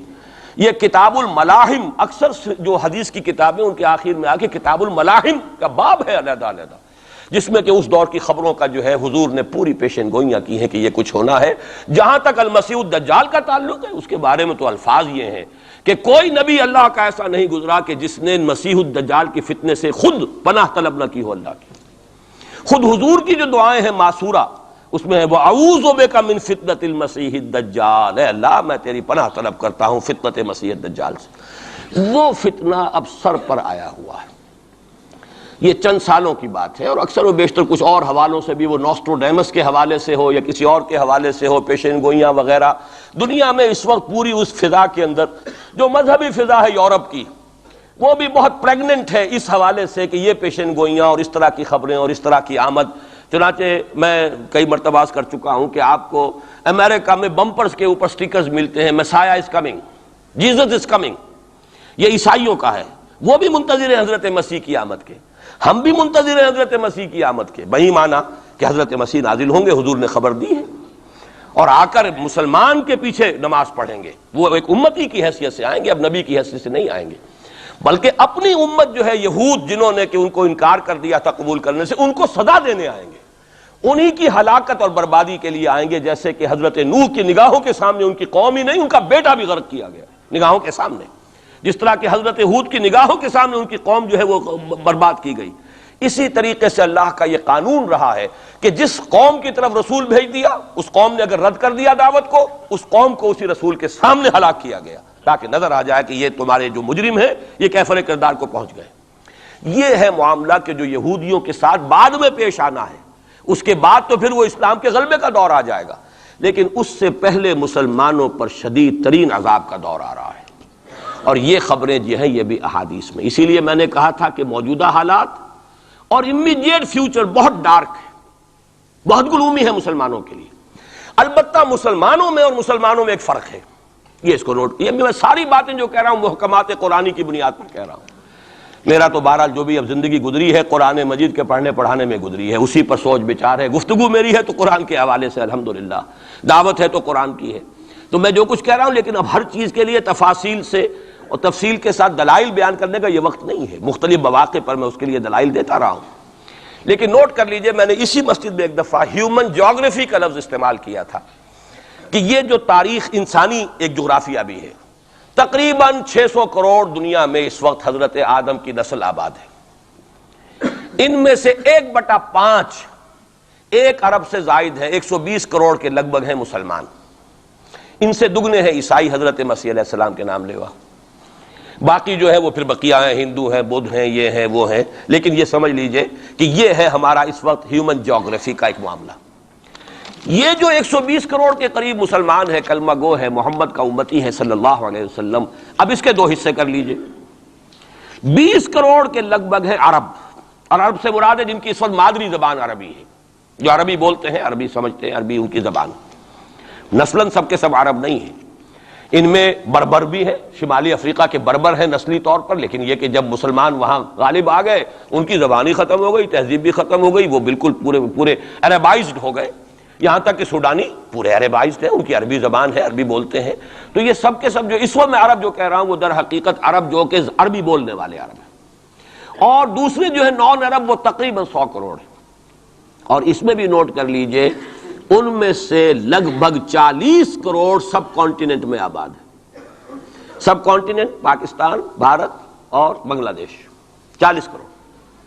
کتنی بڑی تعداد ہے امت مسلمہ کا، 1/3۔ اگر ٹوٹل 120 کروڑ ہے تو ٹوٹل کا 1/3 جو ہے وہ ان 3 ملکوں کے اندر ہے جو کبھی ایک ہندوستان ہوتا تھا، اسی لیے میں اس کے لیے لفظ استعمال کرتا ہوں بر عظیم پاک و ہند، اس میں 40 کروڑ کے قریب مسلمان۔ بہرحال اس میں جو تقسیم ہے ازرو قرآن وہ دو کی ہے، امیین اور آخرین، یہ قرآن کی اصطلاحات ہیں۔ سورہ جمعہ میں هو الذی بعث فی الامیین رسولا منہم، ایک امیین ہیں جن میں سے خود حضور تھے، عرب، آپ کی زبان عربی، اور انہی کی زبان میں قرآن نازل ہوا۔ نوع انسان را پیام آخری حاملہ رحمت للعالمین، وَكَذَلِكَ أَنزَلْنَاهُ قُرْآنًا عَرَبِيًّا لَعَلَّكُمْ تَعْقِلُونَ، لَعَلَّكُمْ تَعْقِلُونَ میں تو مخاطب نہیں ہوں، میری زبان تو عربی نہیں ہے۔ لَعَلَّكُمْ تَعْقِلُونَ میں کون مخاطب ہے؟ وہ جن کی زبان عربی ہے۔ ان لوگوں کو اللہ نے رتبہ زیادہ دیا، فضیلت دی، اس سے بڑی فضیلت کیا ہوگی؟ حضور انہی میں سے ہیں صلی اللہ علیہ وسلم۔ منہم هو الذی بعث فی الامیین رسولا منہم، انہی میں سے۔ پھر یہ کہ ان کی زبان میں اللہ نے اپنا کلام نازل کیا، فضیلت بھی بڑی ہوئی، لیکن فضیلت جہاں بڑی ہوتی ہے ذمہ داری بھی زیادہ بڑی ہوتی ہے، اور زیادہ بڑی ذمہ داری والا آدمی کوتاہی کرتا تو سزا بھی زیادہ بڑی ہوتی ہے۔ تینوں چیزیں جو ہے لازم و ملزوم ہیں۔ جن کے درجے ہیں سوا، ان کی سوا مشکل ہے، درجہ سوا ہے، بلند ہے، ذمہ داری بھی زیادہ ہے، کوتاہی ہوگی تو سزا کی بھی زیادہ مستحق ہو گئے۔ اس کا مصداق ہے عالم عرب، خاص طور پر وہ جو اصل عرب ہے پرانے، لیکن طبعاً چاہے وہ غیر عرب تھے لیکن عربی زبان اب ان کی مادری زبان ہو چکی ہے، وہ بھی اس میں شامل ہوں گے۔ ان پر اصل سزا کا دور ان پر آنا ہے، اور ایک عجیب بات ہے، انہی پر اصلاً ایک سزا کا دور پہلے بھی آیا تھا، یہ سیکنڈ ٹائم ہے۔ جیسے کہ بنی اسرائیل کے بارے میں آیا ہے، وَقَضَيْنَا إِلَىٰ بَنِي إِسْرَائِيلَ فِي الْكِتَابِ لَتُفْسِدُنَّ فِي الْأَرْضِ مَرَّتَيْنِ وَلَتَعْلُنَّ عُلُوًّا كَبِيرًا، بنی اسرائیل کے لیے بھی ہم نے طے کر دیا تھا کہ 2 مرتبہ تم 2 سرکشی کرو گے اور ہمارے عذاب کے کوڑے تمہاری پیٹھ پر برسیں گے۔ یہی معاملہ بنی اسماعیل کا ہے۔ پہلا دور ان پر آیا تھا کب؟ آج سے 750 برس قبل، کروڑوں قتل کروائے تاتاریوں کے ہاتھوں، ان کی حکومت ختم، آخری خلیفہ بنی عباس اس کو نکال کر محل سے اور جانور کی ایک کھال کے اندر لپیٹ کر، اور تاتاریوں نے اپنے گھوڑوں کے سموں تلے کچل دی، خاتمہ۔ اور پھر انہی تاتاریوں کو اسلام کی توفیق دے دی، اسلام کا جھنڈا ان کے ہاتھ میں تھما دیا ہے۔ آیا فتنہ تاتار کے افسانے سے پاسماں مل گئے کعبے کو صنم خانے سے۔ اس کے بعد کچھ عرصے رہا معاملہ ہسپانیہ میں عربوں کا، آج سے 500 برس قبل وہ بھی خاتمہ ہوا۔ تو عربوں پر ایک دور تو وہ آ چکا، لیکن وہ دور ایکسٹرمینیشن کا نہیں تھا، وہ دور کاہے کا تھا؟ معزول کر دیے گئے، امت کی جو قیادت تھی وہ غیر عرب کو منتقل ہو گئی۔ ترک کون تھے؟ غیر عرب۔ ترکوں ہی کے اندر سے یہ 4 جو ہے یہ سٹاکس نکلے ہیں، ایک سٹاک ایک ہے، 4 اس میں سے آپ کہہ لیجئے کہ مختلف اس کی شاخیں ہیں۔ ترکان تیموری ہندوستان میں آ گئے، ترکان صفوی ایران میں آ گئے، ترکان سلجوقی مڈل ایسٹ میں رہے بہت عرصے تک، اور پھر ترکان عثمانی کا تو کہنا ہی کیا ہے، وہ تو گویا کہ جو وہ رومن امپائر تھی اس کا جانشین جو بنا ہے، وہ در حقیقت اس کے بعد وہ تو آل عثمان کی حکومت ہے۔ ترکان عثمانی، یہ عثمان حضرت عثمان نہیں ہے رضی اللہ تعالیٰ عنہ، یہ ایک تاتاری سردار ہے عثمان، جن کی اولاد ہے جس کو آپ آٹومان ٹرکس کہتے ہیں، اور یہ پھر سلطنت جو ہے آٹومان گریٹ آٹومان کنگڈم جو کہ اب ختم ہوئی ہے اس صدی میں، پہلی یہ جو صدی ہے اس کی ابتدا میں پہلی جنگ عظیم کے بعد اس کا خاتمہ ہوا ہے، اس کا بس صرف ایک سمجھیے کہ نشان ترکی کی شکل میں رہ گیا ہے، باقی وہ گریٹ امپائر جو تھی ختم ہوئی۔ اسی کے ریمیننٹس بوسنیا میں بیٹھے ہوئے جن کے اوپر اس وقت ظلم ہو رہا ہے، انہی کے جارجیا میں بیٹھے ہوئے، جارجینز تو ہیں بھی اصل میں ٹرک، نسلن ٹرک ہیں، بوسنینز جو ہے ٹرکس نہیں ہیں، لیکن یہ اسی زمانے میں اسلام لائے تھے جبکہ یہاں پر آل عثمان کی حکومت قائم ہوئی تھی اور پورا مشرقی یورپ جو ہے وہ ترکان عثمانی کے زیر نگین تھا۔ بہرحال یہ ایک سزا کا دور جو ہے وہ تو آ چکا، دوسری سزا اور سختر سزا کا دور اب آ رہا ہے۔ اس کا آغاز گلف وار سے ہو چکا ہے۔ جیسا کہ میں نے عرض کیا، ٹائم ٹیبل کوئی نہیں دیا جا سکتا، خبریں موجود ہیں، اس کے بعد یہ ہونا ہے، یہ ہونا ہے، یہ ہونا ہے، اور 8 اقساط میں ہم ندائے خلافت میں وہ مضمون شائع کر چکے ہیں، جس میں احادیث میں زیادہ تر سنن ابی داؤد کی روایات ہیں، بڑی تفصیل موجود ہے، اور یہ ہے مجھے بھی پسند نہیں، آپ کو بھی پسند نہیں، اور پسند نہ ہونے کی وجہ سے زبان پر ہم نہیں لاتے، اسی وجہ سے لوگ جو ہے ناواقف ہیں۔ یہ سارے ممالک حدیث میں موجود ہے کہ مسلمانوں کے ہاتھوں سے نکل جائیں گے، جنہیں یہودی گریٹر اسرائیل میں شامل کرتے ہیں۔ شام سارا، عراق سارا، مصر کا ڈیلٹا جتنا علاقہ زرخیز ہے اس کا جو بھی اچھا علاقہ ہے سارا، شمالی حجاز کا علاقہ سارا، یہاں تک کہ حدیث میں تو آتا ہے کہ مدینے کے دروازوں تک پہنچ جائیں گے لیکن مدینے میں داخل نہیں ہو سکیں گے، اللہ تعالیٰ خصوصی حفاظت فرمائے گا۔ لیکن یہ کہ مدینے کے دروازے، اب مدینے سے اوپر کتنا حجاز کا علاقہ ہے، عرب کا، سعودی عرب کا، ترکی کا بھی مشرقی علاقہ جو ہے، یہ سارا موجود ہے، احادیث کے اندر موجود ہے۔ تو یہ بڑی تلخ بھٹی آنے والی ہے۔ لیکن دوسری بات جو میں عرض کرتا رہا ہوں، اب اس کے حوالے سے آئیے اس روح عرضی پر، اچھا یہ بات بھی سامنے رکھ لیجئے، یہ کیوں ہے سزا؟ سزا اس لیے ہے کہ ہم نے اسلام سے بے وفائی کی، سیدھی بات ہے۔ اللہ کو تو نہ ہم سے کوئی دشمنی ہے، نہ ہمارے دشمنوں سے کوئی اس کی دوستی ہے، معاذ اللہ ثم معاذ اللہ، اس کی دوستی کہاں، کفار سے کہاں ہوگی؟ نبوکدنضر کے ہاتھوں بنی اسرائیل کو پٹوایا تھا اگر، تو کیا نبوکدنضر سے دوستی تھی اللہ کی؟ اور کیا اسرائیلیوں سے اور یہودیوں سے کوئی دشمنی تھی؟ ان کو تو غرہ یہ تھا کہ نحن ابناء اللہ واحباؤہ، ہم تو اللہ کے بیٹوں کے مانند ہیں، ہمیں تو آگ بھی نہیں چھو سکتی، لن تمسنا النار الا ایاما معدودات، آئے گی بھی تو چند دن کے لیے چھوئے گی، ہمیں فوراً نکال لے گا اللہ، ہم تو اس کے بیٹوں کے مانند ہیں، چہیتے ہیں، ابراہیم کی نسل سے ہیں، ہم سب محمد کی نسل سے نہیں ہیں صلی اللہ علیہ وسلم۔ وہ تو صرف سادات جو بھی ہیں، سچے سادات ہیں یا بنے ہوئے سادات ہیں، وہی دعویٰ کر سکتے ہیں نا کہ وہ حضور کی نسل، اور وہ بھی نسل کیا ہے، حضور کی تو نہیں ہے، وہ تو حضرت علی کی نسل ہے، نسل بیٹی سے تو چلتی نہیں ہے، وہ تو بیٹے سے ہی چلتی ہے۔ حضور صلی اللہ علیہ وسلم کی اصل نسل جو ہے وہ تو اللہ تعالیٰ نے چلائی نہیں، وہ تو حضرت ابراہیم کا بھی انتقال ہوا ہے، اور اس کی اپنی جگہ پر ایک حکمت ہے، وہ اس وقت میرا موضوع نہیں ہے۔ تو ہم تو نسل نہیں ہے محمد کی صلی اللہ علیہ وسلم، کم سے کم میں تو نہیں ہوں اسی، لیکن وہ یہودی تو کہتے ہیں ہم ابراہیم کی نسل ہیں سب کے سب، تو انہیں تو یہ غرہ ہونا جو ہے، یعنی معلوم ہوتا ہے کہ وزن ہے ان کی بات میں، نحن ابناء اللہ واحباؤہ، وہ ابراہیم جسے خلیل اللہ قرار دے رہا ہے اللہ تعالیٰ، میرا خلیل ہے، واتخذ اللہ ابراہیم خلیلا، جسے امام الناس قرار دے رہا ہے، انی جاعلک للناس اماما، جو ابو الانبیاء ہے، جس کی نسل میں سینکڑوں نبی آ گئے، اس کی جب ہم اس کی اولاد ہیں تو اللہ کے ہاں ہمارے ساتھ تو پریفرنشل ٹریٹمنٹ ہوگا۔ یہ ان کو غرہ تھا، یہی ہمیں۔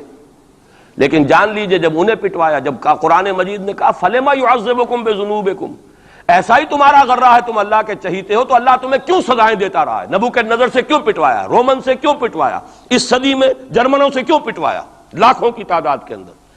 معلوم ہوا کہ اللہ کا معاملہ جس قوم سے بھی ہے، کووننٹ ہے، وہ میثاق ہے ہمارا اللہ کے ساتھ، میثاق قرآن ہے ہمارا، ان کا میثاق تورات تھی، پکڑو اس کو، خذوا ما آتیناکم بقوۃ، پکڑو اس کو مضبوطی کے ساتھ جو ہم نے تمہیں دیا ہے، اگر اس سے بے وفائی کرو گے تو ہم سے کوئی تعلق نہیں، بلکہ تم مجرم ہوگے اصل۔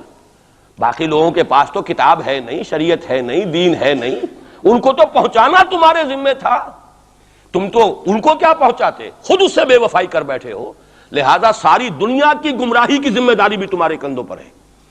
یہ ہے وہ جرم جس کی بنا پر سزا ملے گی، سزا کے مستحق ہیں ہم، اور ہم میں سب سے بڑھ کر عرب ہیں جن کی مادری زبان عربی ہے، جن کو صرف نحو پڑھنے کی ضرورت نہیں قرآن سمجھنے کے لیے، وہ تو از دل خیزت بر دل ریزت، براہ راست کمیونیکیشن قرآن سے ہو رہی ہے، وہ بے وفائی کریں تو ظاہر بات ہے مہا مجرم وہ ہیں۔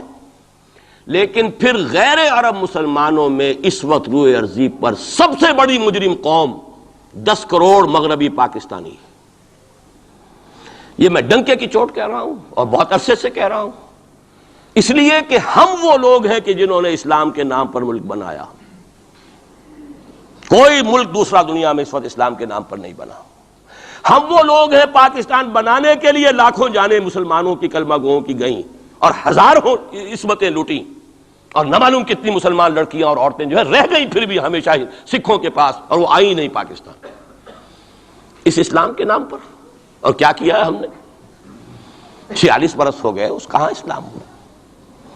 لہذا اس سے بڑی مجرم قوم عربوں کے بعد ہم یہ کہہ سکتے ہیں ہمارا عام آدمی قرآن نہیں پڑھتا، قرآن جانتا نہیں، ٹھیک ہے، اپلی ہے کچھ نہ کچھ، اس اعتبار سے ان کے بعد نمبر ہمارا ہے، لیکن باقی پوری دنیا کے مسلمانوں سے بڑھ کر مجرم ہم. اور ہم اصل میں نہ صرف یہ کہ خود اپنے حصے کے مجرم ہیں، بھارت کے مسلمانوں کا بھی سارا وبال ہماری گردن پر ہے. آج میں چاہتا ہوں کہ اس کو آپ اچھی طرح نوٹ کر لیں. بھارت کے مسلمانوں نے، جسے آپ فرض کفایہ کہتے ہیں، نماز جنازہ فرض کفایہ، چند لوگوں نے بھی کسی مسلمان کی نماز پڑھ لی تو سب کی طرف سے ادا ہوگی، کسی نے بھی نہیں پڑھی تو سب مجرم ہو جائیں گے، بستی کے سب لوگ مجرم ہوں گے. بھارت کے مسلمانوں نے فرض کفایہ ادا کیا جب پاکستان بنوا دیا آپ کو، اور اس کی قیمت آج بھی وہ دے رہے ہیں.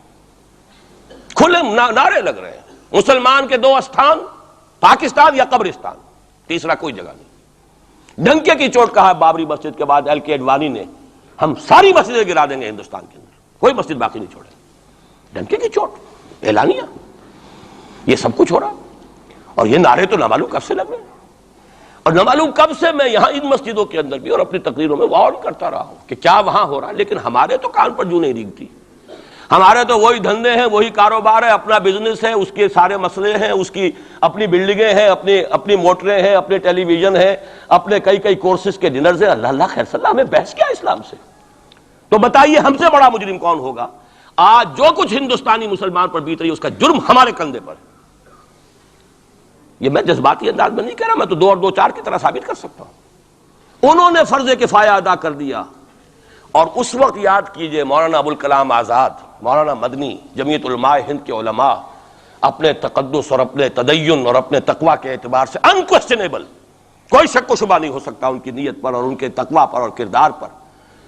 انہوں نے کیا کہا تھا؟ یہی کہا تھا کہ یہ پاکستان بنا کر تم مسلمانان ہند کو 3 حصوں میں تقسیم کر دو گے. 3 میں کہا تھا، 2 میں نہیں، 3 میں. حالانکہ بظاہر تو ایک پاکستان بن رہا تھا نا، لیکن یہ مولانا ابوالکلام آزاد کے الفاظ تھے کہ 25 برس سے زیادہ یہ 2 خطے یکجا نہیں رہ سکتے. اور 25 برس کیا، 24.25 برس میں ٹوٹ گیا پاکستان. 25 برس پورے نہیں ہوئے، اور ان کے الفاظ تھے یہ کہ 25 برس سے زائد جمع نہیں رہ سکتے. 24.25 برس میں ختم ہو گیا. 16 دسمبر 1970 کو پاکستان ختم ہو گیا کہ نہیں ہو 71 کو. بہرحال نوٹ کرنے کی بات ہے. انہوں نے، ہم نے کیا کہا تھا؟ میں بھی مسلم لیگی تھا، میں نے بھی نعرے لگائے ہیں، چاہے غیر شعوری دور تھا، ہائی اسکول اسٹوڈنٹ تھا. پاکستان کا مطلب کیا، لا الہ الا اللہ، فلک شگاف نعرے لگائے ہیں. اور نوائے وقت کا پرچہ انتظار کرتے تھے اسٹیشن پر کھڑے ہو کر، حصار ریلوے اسٹیشن کے اوپر، کہ اب گاڑی آئی اور اب نوائے وقت لیا اور پھیل گئے پورے شہر میں اس کو پہنچانے کے لیے. ہم کیا کہا کرتے تھے؟ جی نہیں، 2 طرف سے پاکستان جو ہے مضبوط پاکستان ہوگا. ہندوستان میں کسی ہندو کو جرت ہوگی مسلمان کے لیے کوئی میلی نگاہ سے دیکھنا بھی؟ وہ سارے خواب کہاں گئے؟ وہ تو حرم ہوئے. وہ 2 طرف کا جفا تھا وہ تو ختم ہوا، اس لیے کہ وہ زنبور تو اب رہا ہی نہیں، وہ تو کھل گئی، نوٹ ہی ختم ہوئی وہ مشرقی پاکستان. اور حال یہ ہے کہ آپ کی وزیر اعظم بنگلہ دیش نے یہ بھی پسند نہیں کیا کہ بابری مسجد پر جو بیان تھا وہ نواز شریف صاحب کے ساتھ مشترک بیان دے دیں.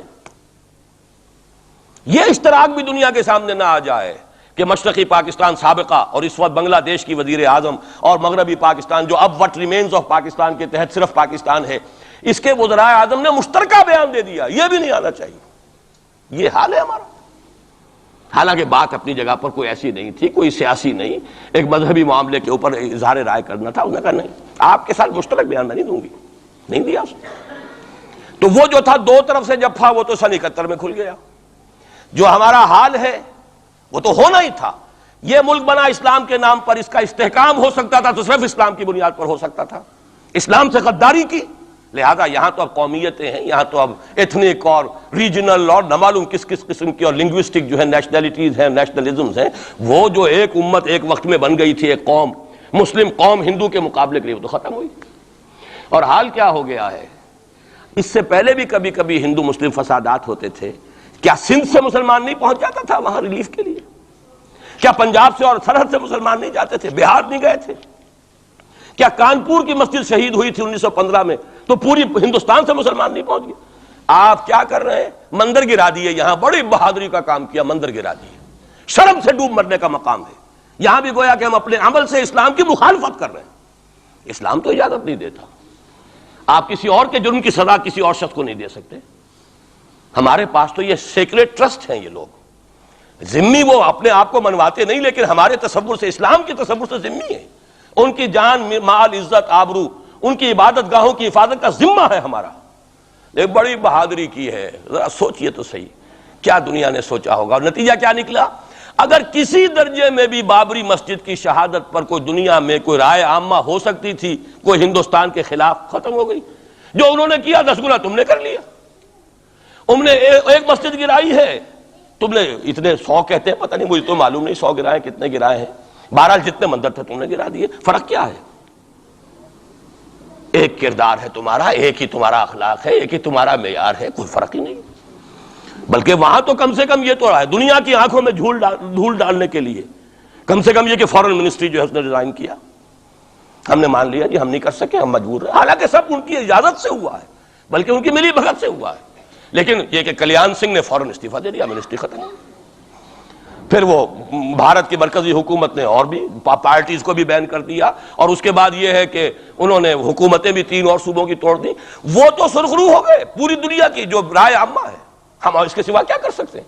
ہمارا ایک دستور ہے، دستور میں جو بھی صوبائی حکومت ہوتی ہے اس کی اجازت کے بغیر ہم فوج بھیج نہیں سکتے۔ وہاں پہ صوبائی حکومت تھی، اس نے ہمیں یقین دہانی کرائی تھی، سپریم کورٹ کو بھی یقین دہانی کرا دی تھی کہ مسجد کو کچھ نہیں ہوگا، تو ہم تو اس کے اوپر ڈیپینڈ کر رہے تھے۔ ہے سب جھوٹ، سب کو پتا تھا جو کچھ ہوگا، اندر خانے ملی بھگت تھی، لیکن یہ ہے کہ کم سے کم انہوں نے فیس سیونگ کے لیے ان کے پاس مواد موجود ہے، آپ کے پاس تو وہ بھی نہیں۔ آپ کے تو اخبارات نے لکھا ہے کہ کارپوریشنز کے ٹریکٹرز جو ہیں گئے ہیں گرانے کے لیے، اور وزراء جو ہیں، ایک وزیر کا نادر پرویز کا تو نام آیا ہے، اخبار میں خبر تھی، ہم نے بھی پڑھی تھی، فوٹو بھی دیکھا تھا کہ وہ خود ہاتھ میں پھاوڑا لے کر جو ہے وہ منظر گرانے کے لیے چلے۔ یہ جو صورتحال ہے جان لیجئے، اس وقت میں آپ کو بتانا چاہتا ہوں ہندوستان کے مسلمان پر تو جو قیامت بیت رہی ہے بیت رہی ہے۔ میں نے اپنا ایک تاثر کچھ عرصے پہلے یہاں شد بیان کیا تھا، رہا ہے میرا تاثر، اور وہ ہے اصل میں وہ لاسٹ سپر جو ہے انجیل میں جس کا تذکرہ ہے حضرت مسیح علیہ السلام نے جو آخری کھانا رفع سماوی سے قبل کھایا ہے اس باغ میں جہاں روپوش تھے اپنے حواریین کے ساتھ۔ تو اس میں یہ الفاظ آئے ہیں، میں نہیں جانتا صحیح ہیں غلط ہیں، وہ ایک علیحدہ بات ہے، کہ آپ نے وہ روٹی توڑی اور کہا کھاؤ، eat and this is my flesh, یہ میرا گوشت ہے، کھاؤ۔ اور اس کو کہتے ہیں وائن، کوئی مشروب ہوگا جو بھی ہوگا، ڈالا کہ پیو، drink and this is my blood. میرا احساس ہمیشہ یہ رہا ہے، اس کے بعد کچھ ماند پڑ گیا، جب یہاں مسلمان نے یہاں مارا ہے اور کچلا ہے اور زندہ آگ میں جلایا، پھر بات ختم ہو گئی، میرے دل کے اوپر سے وہ احساس ختم ہو گئے۔ وہاں ہندو کے ہاتھوں جب مسلمان کے ساتھ یہ کچھ ہوتا تھا تو پھر جب میں کھانا کھاتا تھا محسوس کرتا تھا کہ میں ہندوستانی مسلمان کا گوشت کھا رہا ہوں اور ہندوستانی مسلمان کا خون پی رہا ہوں۔ یہ ہمیں عیش جو یہاں حاصل ہیں، جو آرام حاصل ہے، جو ہمیں یہاں پر سہولتیں حاصل ہیں، جو معاشی اس کی کاسٹ پر ہے۔ اس نے آپ کو یہ ملک لے کر دیا اور آج تک اس کی قیمت ادا کر رہا ہے، اور ہم جو ہے عیش کر رہے ہیں، گل چھرے اڑا رہے ہیں۔ یہاں جس کے پاس 2 پیسے ہو گئے برقع اتار کے اس نے پھینک دیا، کہ معلوم ہوتا ہے کہ یہ تو مفلسی کو چھپانے کا ذریعہ تھا۔ 4 پیسے ہوں، اچھے کپڑے پہنے ہوئے ہوں، میک اپ صحیح کیا ہوا ہو، تو پھر برقعے کی کیا ضرورت ہے؟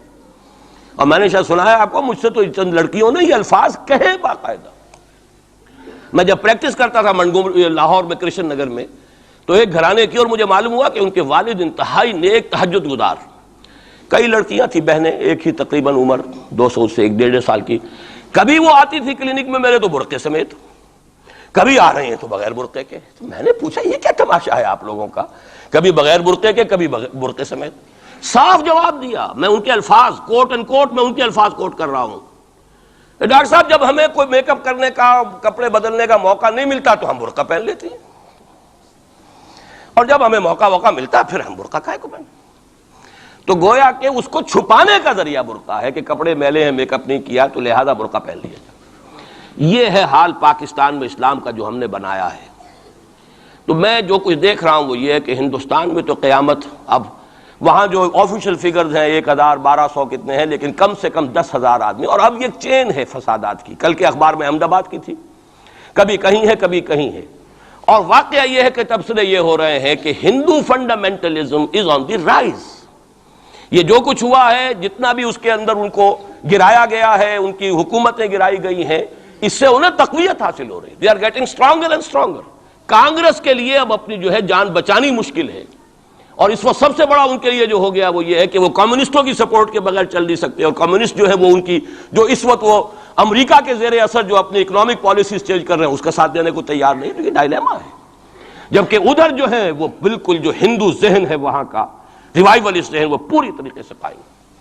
تو اب اس وقت میں اس کے حوالے سے عرض کر رہا ہوں کہ ہندوستان اور پھر پاکستان کو علیحدہ نہ سمجھیے، اس لیے کہ ہندوستان کو اگر انہوں نے مسلمانوں سے یا اسلام سے خالی کرا لیا تو پھر ان کے بعد ان کا ٹارگٹ جو ہے پاکستان تو ہے ہی ہے، ہم تو ان کے ٹارگٹ نمبر 1 ہیں۔ ذہناً انہوں نے کبھی پاکستان کو تسلیم نہیں کیا، اور ہمارا اب ساتھی ہے کون؟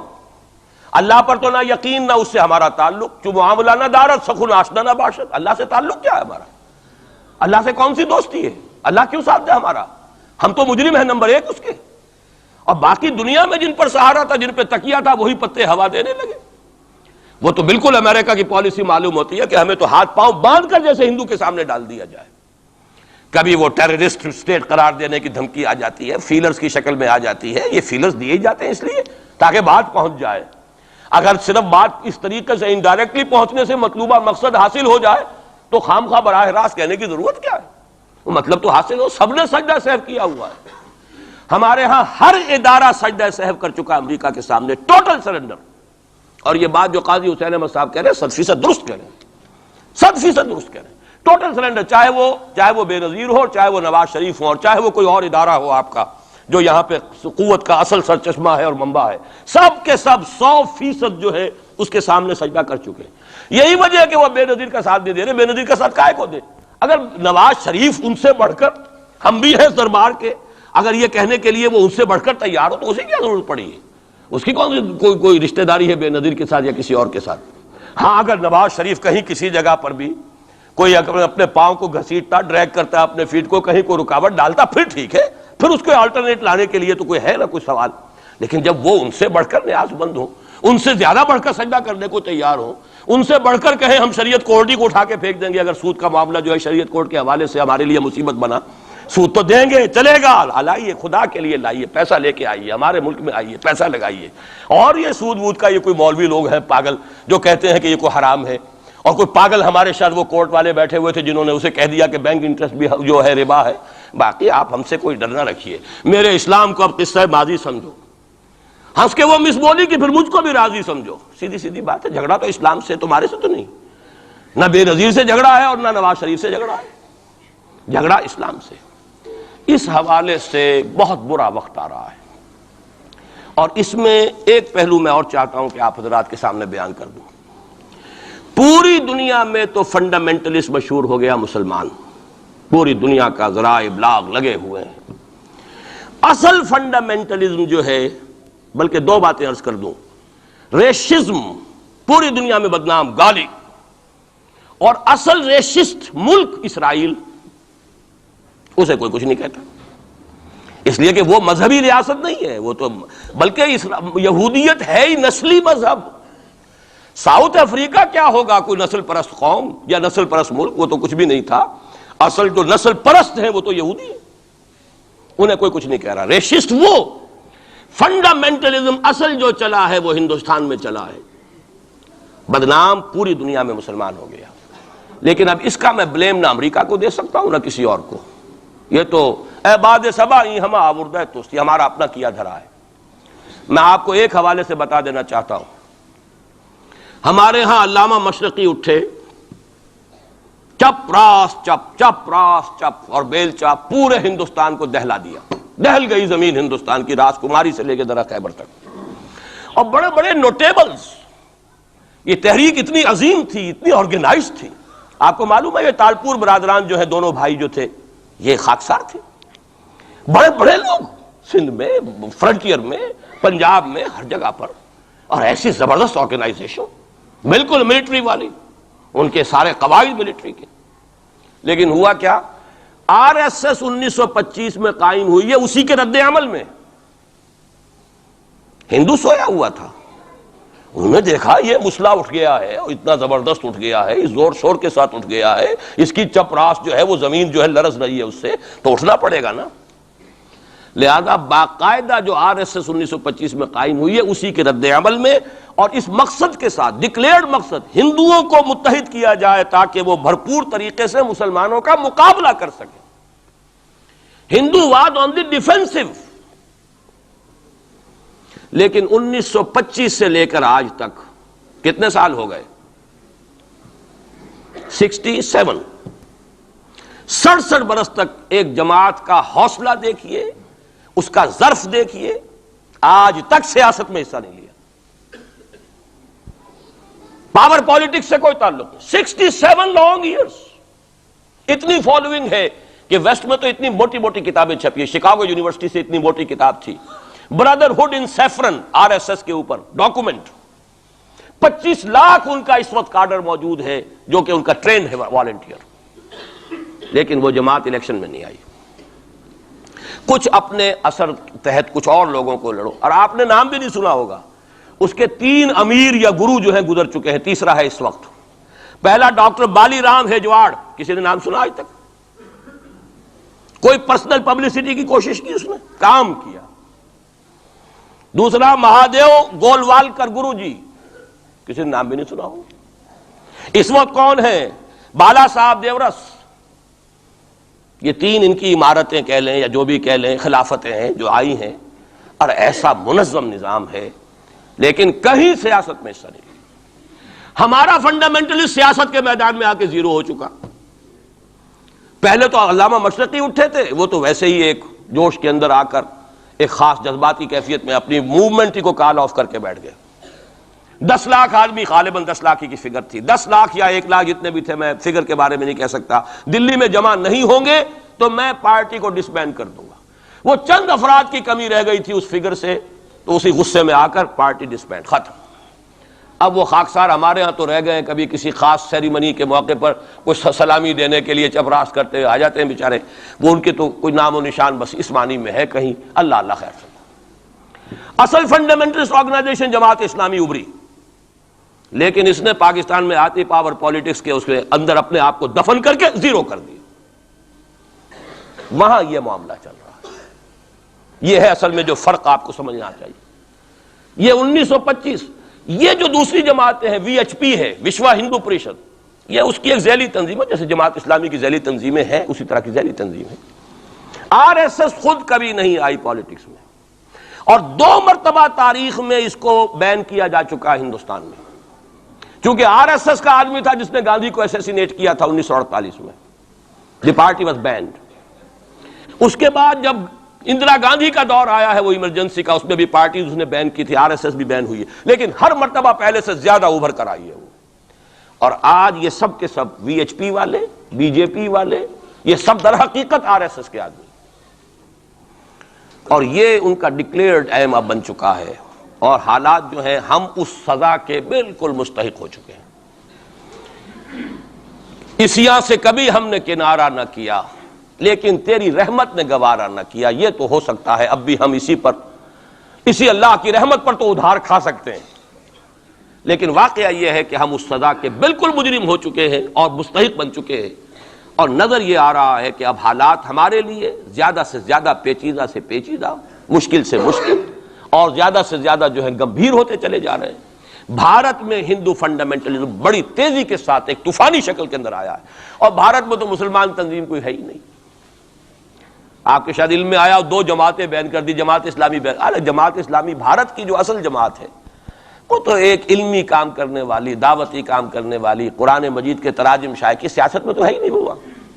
لیکن یہ کہ اس کا اور سوال ہی پیدا نہیں ہوتا ٹیررزم کا یا کسی درجے میں بھی کوئی اس طرح کی ایکٹیویٹی جماعت اسلامی.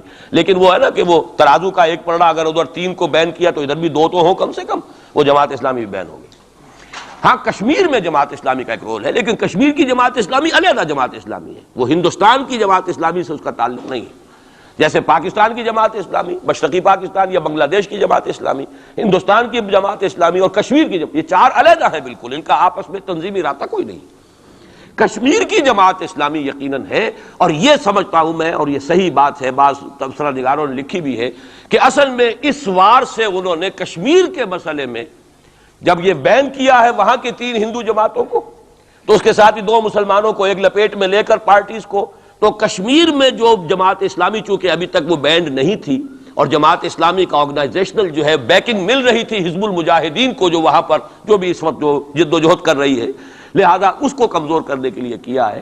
لیکن یہ کہ ہندوستان میں کوئی مسلمانوں کی لیڈرشپ ہے ہی نہیں، سارے قائدین تو پاکستان بنا کے پاکستان آ گئے تھے، رہ تو گئے تھے وہاں پہ وہی جمیعت علماء ہند کے لوگ، اس وقت بھی سنبھالا ہے تو انہوں نے سنبھالا ہے، مولانا حفظ الرحمان سہاروی نے سنبھالا ہے، مولانا ابوالکلام آزاد نے کچھ سنبھالا دیا جتنا بھی دے سکے ہیں، باقی مسلم لیگی تو سبھی آ گئے تھے، وہاں سے رہ کون گیا تھا؟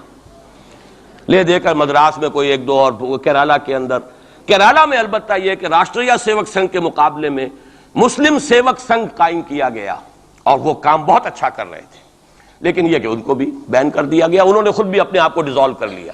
انہوں نے کہا کہ جب ہمارا تو اصل مسئلہ جو ہے وہ راشٹریہ سیوک سنگھ سے ہے، اگر RSS بین ہو گئی تو ہمیں کوئی ضرورت ہی نہیں کام کرنے کی، انہوں نے خود بھی ڈیزالو کر لیا اپنے آپ کو۔ لیکن بہرحال یہ تو میں کچھ تفاصیل ہیں جو آپ کو بتا رہا ہوں، اصل بات یہ ہے کہ اس وقت ہندوستان میں مسلمانوں کی حالت بہت مخدوش ہے۔ ایک طرف وہاں یہود کے زیر اثر مسلمانان عرب پر تباہی کا دور، کسی بھی وقت کھڑا ہو سکتا ہے کوئی شخص مسیح بن کر، اور خبریں آ رہی ہیں مسیحی حلقوں کے اندر اور وہ یہودیوں کے اندر بھی کہ وہ تو در حقیقت کہیں پیدا بھی ہو چکا ہے اور کہیں پل رہا ہے، بڑھ رہا ہے، یہ ہے وہ ہے، اور جو گرانڈ ماسٹر ہے اس کا فری میسن کا، اس کا نام بھی کوئی صاحب مجھے کل بتا رہے تھے کہ اس کے گھر میں وہ شخص موجود ہے وغیرہ وغیرہ، واللہ عالم۔ لیکن یہ کہ جو کچھ میری جو بھی بات ہے وہ ہے قرآن اور حدیث کی روح سے۔ قرآن کا فلسفہ ہے کہ جس قوم کی طرف رسول بھیجا گیا اس نے اگر انکار کیا اس کو ختم کیا جاتا ہے۔ اس میں ایکسیپشن اب تک ہوئی ہے صرف یہود کی، رسولاً الی بنی اسرائیل کی حیثیت سے حضرت مسیح بھیجے گئے، انہوں نے رد کیا، یہ بھی کنڈیمڈ نیشن ہے، لیکن اس کو اللہ نے باقی رکھا ہوا ہے اس کا کوڑا مسلمان پر مارنے کے لیے، بدترین عذاب مسلمان پر لانے کے لیے۔ اس لیے کہ افضل امت بھی یہی تو ہے نا، سب سے بڑھ کر افضل، سارے نبیوں سے افضل ہمارا نبی صلی اللہ علیہ وسلم، اور ساری امتوں سے افضل ہم مسلمان امت، تو سب سے بڑی سخت سزا کے مستحق بھی تو پھر ہم ہی ہوں گے۔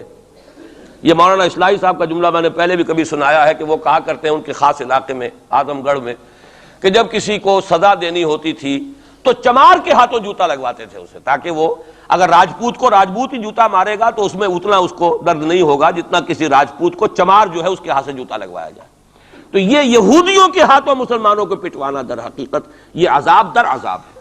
ایک کنڈیمڈ نیشن، ملعون قوم، ضربت علیہم الذلۃ والمسکنۃ وباؤوا بغضب من اللہ، وہ قوم ہے جس کے ہاتھوں مسلمانوں پر ادھر بھی آ رہا ہے اور یہاں بھی سامنے آ چکا ہے۔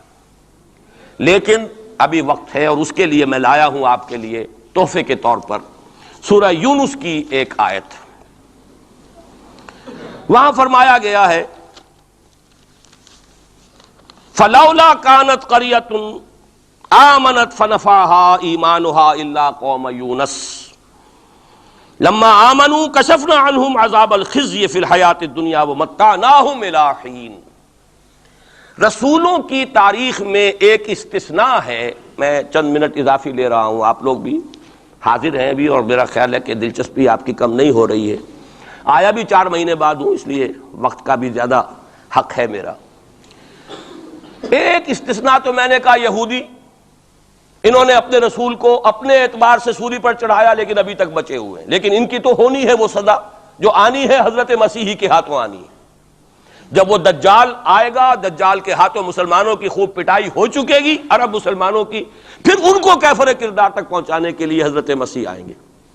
یہ احادیث صحیحہ کے اندر بالکل صحیح، جس میں کسی شک و شبے کی گنجائش نہیں، اس میں گنجائش شک و شبے کی یا قادیانی کے لیے ہے یا منکر حدیث کے لیے، کسی راسخ العقیدہ مسلمان کے لیے ممکن نہیں۔ لیکن ایک استثناء اور رہا، اور وہ قوم یونس علیہ السلام۔ اس قوم کو بھی حضرت یونس علیہ السلام بھیجے گئے، اس کی طرف انہوں نے رد کر دیا، اور عذاب الہی کا فیصلہ ہو گیا. لیکن ایک قانون اللہ کا رہا ہے رسولوں کے باب میں، رسول ہجرت نہیں کر سکتا، اپنی جگہ کو چھوڑ کر نہیں جا سکتا جب تک کہ ایکسپریس پرمیشن اللہ کی نہ آ جائے. جیسے آپ کو معلوم ہے کوئی بڑا افسر جو ہوتا ہے وہ اپنے ہی can't leave station, D C نہیں جا سکتا اپنا ہیڈ کوارٹر چھوڑ کر. اسی طریقے سے رسول، اللہ کا نمائندہ، حکومت خداوندی کا نمائندہ، وہ نہیں جا سکتا. حضرت یونس سے صرف یہ خطا ہوئی غصے کی وجہ سے، اور غصہ کس کے خلاف؟ اللہ کے خلاف نہیں، معاذ اللہ، ان کافروں کے خلاف غصے کی وجہ سے چھوڑ کر چلے گئے کہ بس اب عذاب آنے والا ہے، تم عذاب کے مستحق ہو گئے، میں جا رہا ہوں. ابھی اللہ کی اپروول نہیں آئی تھی جانے کی. یہ ڈیبٹ ہے حضرت مسیح کے، حضرت یونس پر، کہ جو کریڈٹ ہو گیا قوم کے لیے. واحد قوم ہے کہ جب عذاب کے آثار شروع ہو گئے قوم کو محسوس ہو گیا یہ یونس ٹھیک کہتے تھے. وہ نکل آئے اپنے گھروں سے اور چیخنے چلانے لگے اور دعائیں کی اور توبہ کی اور گڑ گڑائے اللہ ہمیں معاف فرما دے. تو چونکہ رسول سے یہ ایک خطا ہو چکی تھی، اس کا ڈیبٹ ان کو کریڈٹ کی شکل میں ملا ہے، عذاب واپس ہو گیا. متعناہم الی حین، انہیں ہم نے ایک اور مہلت دے دی، ایک وقت معین. اس کا ابھی ہمارے پاس موقع ہے. میں جو کچھ عرض کر رہا ہوں وہ عذاب الہی اب سامنے ہے. اب بھی جسے نظر نہ آ رہا اس سے بڑھ کر اندھا کوئی نہیں ہے. بھارت کے حالات دیکھنے کے باوجود اگر نظر نہیں آ رہا ہے کتنا بڑا انہوں نے قدم اٹھایا ہے. اور مسلمان کیا کر سکتا تھا؟ کوئی ریزنٹمنٹ کی ہزاروں سینکڑوں، اور پولیس والوں نے بھولے، وہاں کوئی اس وقت رائٹس نہیں ہوئے. اور صاف کہا ہے ریڈیوز نے بھی، بی بی سی نے بھی، پولیس کی فائرنگ سے مارے گئے. ایک دن میں 300 آدمی بامبے کے اندر جو ہلاک ہوا ہے پولیس فائرنگ سے ہوا. کیسے مقابلہ کر لیں؟ فوج کا کیسے کر لیں؟ پولیس کا کیسے کر لیں؟ اس اعتبار سے جو کچھ وہاں بیت رہی ہے وہ تو بیت رہی ہے. جو ہم پہ گزری سو گزری مگر شب ہجراں. اب یہ معاملہ پاکستان والوں کے سوچنے کا ہے جو ہم پر گزرے گی. کچھ لوگ ہمارے ہاں بڑے دانشور بنے پھرتے ہیں اور بڑے شوق سے ارے ہندوستان ٹوٹ جائے گا. وہ تو ٹوٹے گا، لیکن اس کے ٹوٹنے سے پہلے تم پر جو آفت ٹوٹے گی اس کا تمہیں تصور نہیں. تم سمجھتے ہو کہ یہ جو لکیر کھینچی ہوئی ہے سرحد کی، یہ بچا لے گی، جبکہ اصل مجرم تم ہو، میں ہوں، آپ ہیں، جنہوں نے ان کی کوسٹ پر یہاں عیش کے اپنے ایوان سجائے ہیں، ان کا خون پی رہے ہیں یہاں پر عیش گاہوں کے اندر. ہم ہیں اصل مجرم. تو ہم در حقیقت وہ عذاب الہی جو ہے بالکل سر پر آ چکا. اور یہ میں بتا چکا ہوں کہ اول نمبر مجرم مسلمانان عرب، نمبر 2 مسلمانان پاکستان. لیکن قوم یونس کی طرح سے ایک امکان ہے کہ ہم ابھی توبہ کریں، روئیں، گڑ گڑائیں، فیصلے کریں، زندگیوں کو بدلیں. انفرادی توبہ جب تک نہ ہوگی تو اجتماعی کیسے ہو جائے گی؟ افراد کے ہاتھوں میں ہے اقوام کی تقدیر، ہر فرد ہے ملت کے مقدر کا ستارہ. ہماری بیماری کیا وہ کر دے، میں بیٹھا رہا ہوں، میں تو اپنے دھندے، اپنی دکان، اپنا کاروبار، اپنی فرم، اپنا پروفیشن، میں تو اس سے نہیں لوں گا، اور لوگ کر دیں. بہت کریں گے، کچھ تھوڑے سے چندے دے دیں گے، بس بہت ہے. باقی ہمارے عیش، ہمارے کاروبار، ہمارے پروفیشن، ہم اس سے وقت کیسے نکال لیں؟ کیسے ممکن ہے؟ پھر کسی کے ہاتھ میں ہاتھ کیسے دے دیں؟ کسی کو امیر مان لیں، اس کا حکم مانیں. جبکہ دنیا میں جیسا کہ میں نے عرض کیا وہاں کیا ہوتا ہے، آر ایس ایس کے اندر اگلا امیر بھی وہ منتخب نامزد کرتا ہے پچھلا امیر، اور اپنے پاس رکھتا ہے ڈکلیئر کر کے کہ میرے بعد یہ ہوگا، تاکہ ٹریننگ اس کی زندگی میں لے لے. اور نظم چل رہا 25 لاکھ اس وقت ان کے والنٹیئرز ہیں پورے ہندوستان کے اندر. ہمارے ہاں جماعتوں کی سپلٹ ہو رہی ہے، ٹوٹ پھوٹ ہو رہی ہے، اور نئے محاذ ایک اینٹ اور روڑے اور جمع کر کے، لیکن سب کو معلوم ہوتا ہے کہ یہ سب جمع ہوتے ٹوٹنے کے لیے. تو معاملہ در حقیقت یہ ہے کہ ابھی موقع ہے. ان ادری اقریب ام بعید ما توعدون وان ادری لعلہ فتنۃ لکم ومتاع الی حین. لیکن اس میں قرآن مجید کی 2 آیات سے چند آیات آپ کو اور سنا کر اپنی بات ختم کرتا ہوں. یہ حصہ مجھے بھی احساس ہو رہا ہے کہ تشنا رہ گیا ہے. ہو سکتا ہے کہ میں ایک جمعہ اور یہاں اپنا قیام بڑھا لوں، کیونکہ آیا ہوں 4 مہینے بعد، تو شاید 1 جنوری کا جمعہ بھی یہاں. ابھی اس کو فیصلہ نہ سمجھیے، اعلان ہوگا تو اخبار میں آ جائے گا، لیکن اس کا امکان ہے. کیونکہ میں خود محسوس کر رہا ہوں کہ یہ دوسرا حصہ میری گفتگو کا جو ہے کہ کرنا کیا ہے، کس طور سے کرنا ہے، یہ جو ہے اس میں تشنا رہ گیا ہے. اور اب بہتر یہی ہے کہ میں زیادہ وقت اس پر صرف نہ کروں، صرف وہ آیات آپ کا سورہ روم ہی کی آیات سن لیجئے. سورہ روم کی 6 آیتیں شروع میں میں نے سنائی، یہ ذرا 3 آیتیں سن لیجئے 30 سے 32 تک۔ فَأَقِمْ وَجْهَكَ لِلدِّينِ حَنِيفًا، حالات کچھ بھی ہوں تم اپنے چہرے کو، رخ کو دین حنیف کی طرف یکسو ہو کر قائم رکھو۔ وہ جو میں نے کہا تھا امید ہو نہ ہو لگے رہو، تمہارا کام ہے فرض ادا کرو۔ فَأَقِمْ وَجْهَكَ لِلدِّينِ حَنِيفًا فِطْرَةَ اللَّهِ الَّتِي فَطَرَ النَّاسَ عَلَيْهَا لَا تَبْدِيلَ لِخَلْقِ اللَّهِ ذَلِكَ الدِّينُ الْقَيِّمُ وَلَكِنَّ أَكْثَرَ النَّاسِ لَا يَعْلَمُونَ۔ جمے رہو، ڈٹے رہو، کام کرتے رہو۔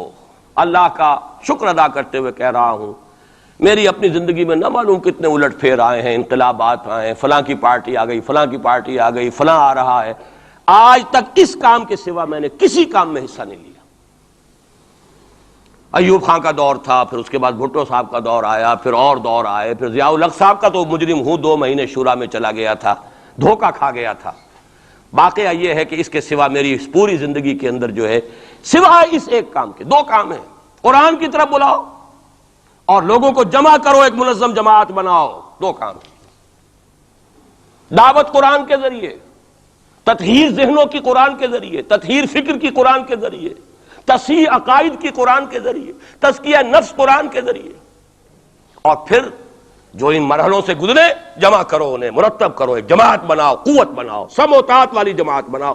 2 کام کرنے کے انہی میں لگاؤ۔ تو فَأَقِمْ وَجْهَكَ لِلدِّينِ حَنِيفًا، سیدھا رکھو اپنا رخ دین کی طرف، دائیں بائیں حالات کیا ہیں، کیا ہونے والا ہے، ٹھیک ہے۔ حضرت مسیح کے الفاظ ہیں بائبل کے، سانپ کے مانند چوکنے لیکن فاختہ کے مانند بے ضرر بنو۔ سانپ چوکنا ہوتا ہے بہت، لیکن کسی کو ضرر بھی تو پہنچا دیتا ہے، فاختہ ضرر نہیں پہنچاتی۔ ان 2 ایکسٹریمز کو جمع کرو اپنے اندر، حالات سے واقف ہونا چاہیے، دائیں کیا ہے، بائیں کیا ہے، آگے کیا ہے، پیچھے کیا ہے، رخ کدھر جا رہا ہے، حالات کا بہاؤ کیا ہے، یہ جانو۔ سانپ کے مانند چوکن نہ رہو، لیکن لگے رہو اپنے کام میں، کسی سے دلچسپی نہیں۔ ابھی حال ہی میں خیر جو اب حکومت کا ہوا تھا وہ جلسہ جو بابری مسجد پر، انہوں نے تو خیر ہمیں نہیں بلایا، آئے تھے میرے پاس فاروق احمد لغاری صاحب، کیا ہماری میٹنگ ہو رہی؟ آئی، میں نے کہا نہیں، میں نے اپنی رائے جو دی ہے وہ دی ہے، میں دوں گا، لیکن یہ کہ میں کسی سیاسی عمل میں شریک ہونے کے لیے تیار نہیں۔ اب وہ سینیٹر سمیع الحق صاحب آئے ہیں میدان میں پھر نیا محاذ لے کر، میں نے کہا میں تو ایک ہی مرتبہ متحدہ شریعت محاذ کا تجربہ کر کے بھر پایا، پوری زندگی کا تجربہ مجھے مل گیا ہے، میرے پاس وقت ضائع کرنے کے لیے ان کاموں کے لیے نہیں۔ یہ محاذ جو ہے ان مل بے جوڑ لوگوں کو جمع کر لینا، اور پھر جو علیحدگیاں ہوتی ہیں اور الزامات ایک دوسرے پر لگتے ہیں، اس سے کیے دھرے کے اوپر پانی ہی نہیں پھرتا، وہ پچھلا بھی جو ہے ہفتے اعمال نہ معلوم کتنی دیر کا ہو جاتا ہے۔ تم نہیں آئے؟ وہ جو NDA کا ہوا تھا ایک کنونشن، ایک صاحب آئے تھے اس کے لیے بھی دعوت دینے کے لیے، انہوں نے پھر جب میں نے انکار کیا تو انہوں نے وعدہ لے لیا تھا کہ کم سے کم آپ میرا نام نہ بتائیے گا کہ بے عزتی ہوگی کہ میں گیا تھا، اور آپ نے مانا نہیں۔ نہ NDA کی کنونشن میں گیا، نہ میں PDA کی کنونشن میں گیا، نہ میں یہ ابھی جو ہوئی ہے کوئی علماء کی مفتی، یہ اپنے سینیٹر کیا نام ہے سمیع الحق صاحب، اس 2 کاموں کے سوا مجھے اپنا وقت کسی اور کام میں نہیں لگانا، سیاست میں جانا ہی نہیں، الیکشن کا رخ ہی نہیں کرنا، بلکہ یہ قرآن کے ذریعے سے دعوت۔ اسی لیے میں آیات سنا رہا ہوں، فَأَقِمْ وَجْهَكَ لِلدِّينِ الْحَنِيفَ فِطْرَةَ اللَّهِ الَّتِي فَطَرَ النَّاسَ عَلَيْهَا، اور آگے فرمایا منیبین الیہ، اپنا رخ اسی کی طرف رکھتے ہوئے، واتقوہ، تقوی اختیار کرو، واقیموا الصلاۃ ولا تکونوا من المشرکین، نماز قائم رکھو اور دیکھو مشرکوں میں سے نہ ہونا، شرک کی آلائش سے اپنے آپ کو پاک کرتے رہو، دھوتے رہو اور دھو، شرک کی کوئی آمیزش نہ رہے۔ اور دوسرا کام یہ سورہ سجدہ کی آیات ہیں، وَمَنْ أَظْلَمُ مِمَّنْ ذُكِّرَ بِآيَاتِ رَبِّهِ ثُمَّ أَعْرَضَ عَنْهَا إِنَّا مِنَ الْمُجْرِمِينَ مُنْتَقِمُونَ۔ یہ الفاظ بڑے سخت ہیں۔ ان لوگوں سے بڑھ کر ظالم کون ہوگے جنہیں ان کے رب کی آیات کے ذریعے سے نصیحت کی جاتی ہو۔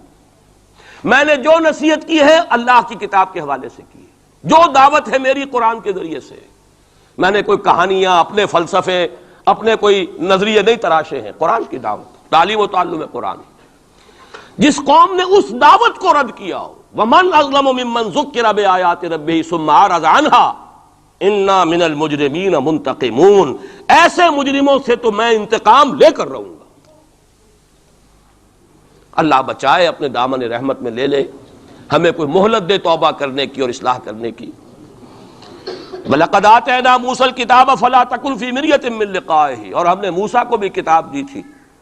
وَجَعَلْنَاهُ هُدًى لِبَنِي اسرائیل، اسے ہدایت نامہ بنایا تھا بنی اسرائیل کے لیے۔ گویا کہ اسی طرح محمد، ہم نے قرآن آپ کو دیا ہے ہدایت نامہ پوری نوع انسانی کے لیے۔ جہاں سے میں نے بات شروع کی تھی، قرآن کتاب ہدایت ہے۔ آخری آیت ہے وَجَعَلْنَا مِنْهُمْ أَئِمَّةً يَهْدُونَ بِأَمْرِنَا، اور ہم نے ان بنی اسرائیل میں سے ایسے امام اٹھائے جو ہمارے حکم سے ہدایت کا کام کرتے تھے۔ لما صبروا، جب انہوں نے خود صبر کی روش اختیار کی، اپنے کیریئرز کی قربانی دی، اپنے سٹینڈرڈ آف لیونگ کو کم کیا، اپنی ضروریات کو سمیٹا، اپنا وقت فارغ کیا، اپنی صلاحیتیں کھپائیں، کس کام کے لیے؟ تاکہ وہ کتاب ہدایت کو لوگوں تک پہنچا سکیں۔ خیرکم من تعلم القرآن وعلمہ، تم میں سے بہترین لوگ وہ ہیں جو قرآن سیکھیں اور سکھائیں۔ تو فرمایا وَجَعَلْنَا مِنْهُمْ أَئِمَّةً يَهْدُونَ بِأَمْرِنَا لَمَّا صَبَرُوا وَكَانُوا بِآيَاتِنَا يُوقِنُونَ، اور وہ ہماری آیات پر پورا یقین رکھنے والے تھے۔ اللہ تعالیٰ سے دعا کرتا ہوں وہ مجھے اور آپ کو آیات قرآنی پر پورا یقین عطا فرمائے۔ یہ ہے اصل منبع، سرچشمہ، یہ ہے بنیاد، یہ ہے جڑ۔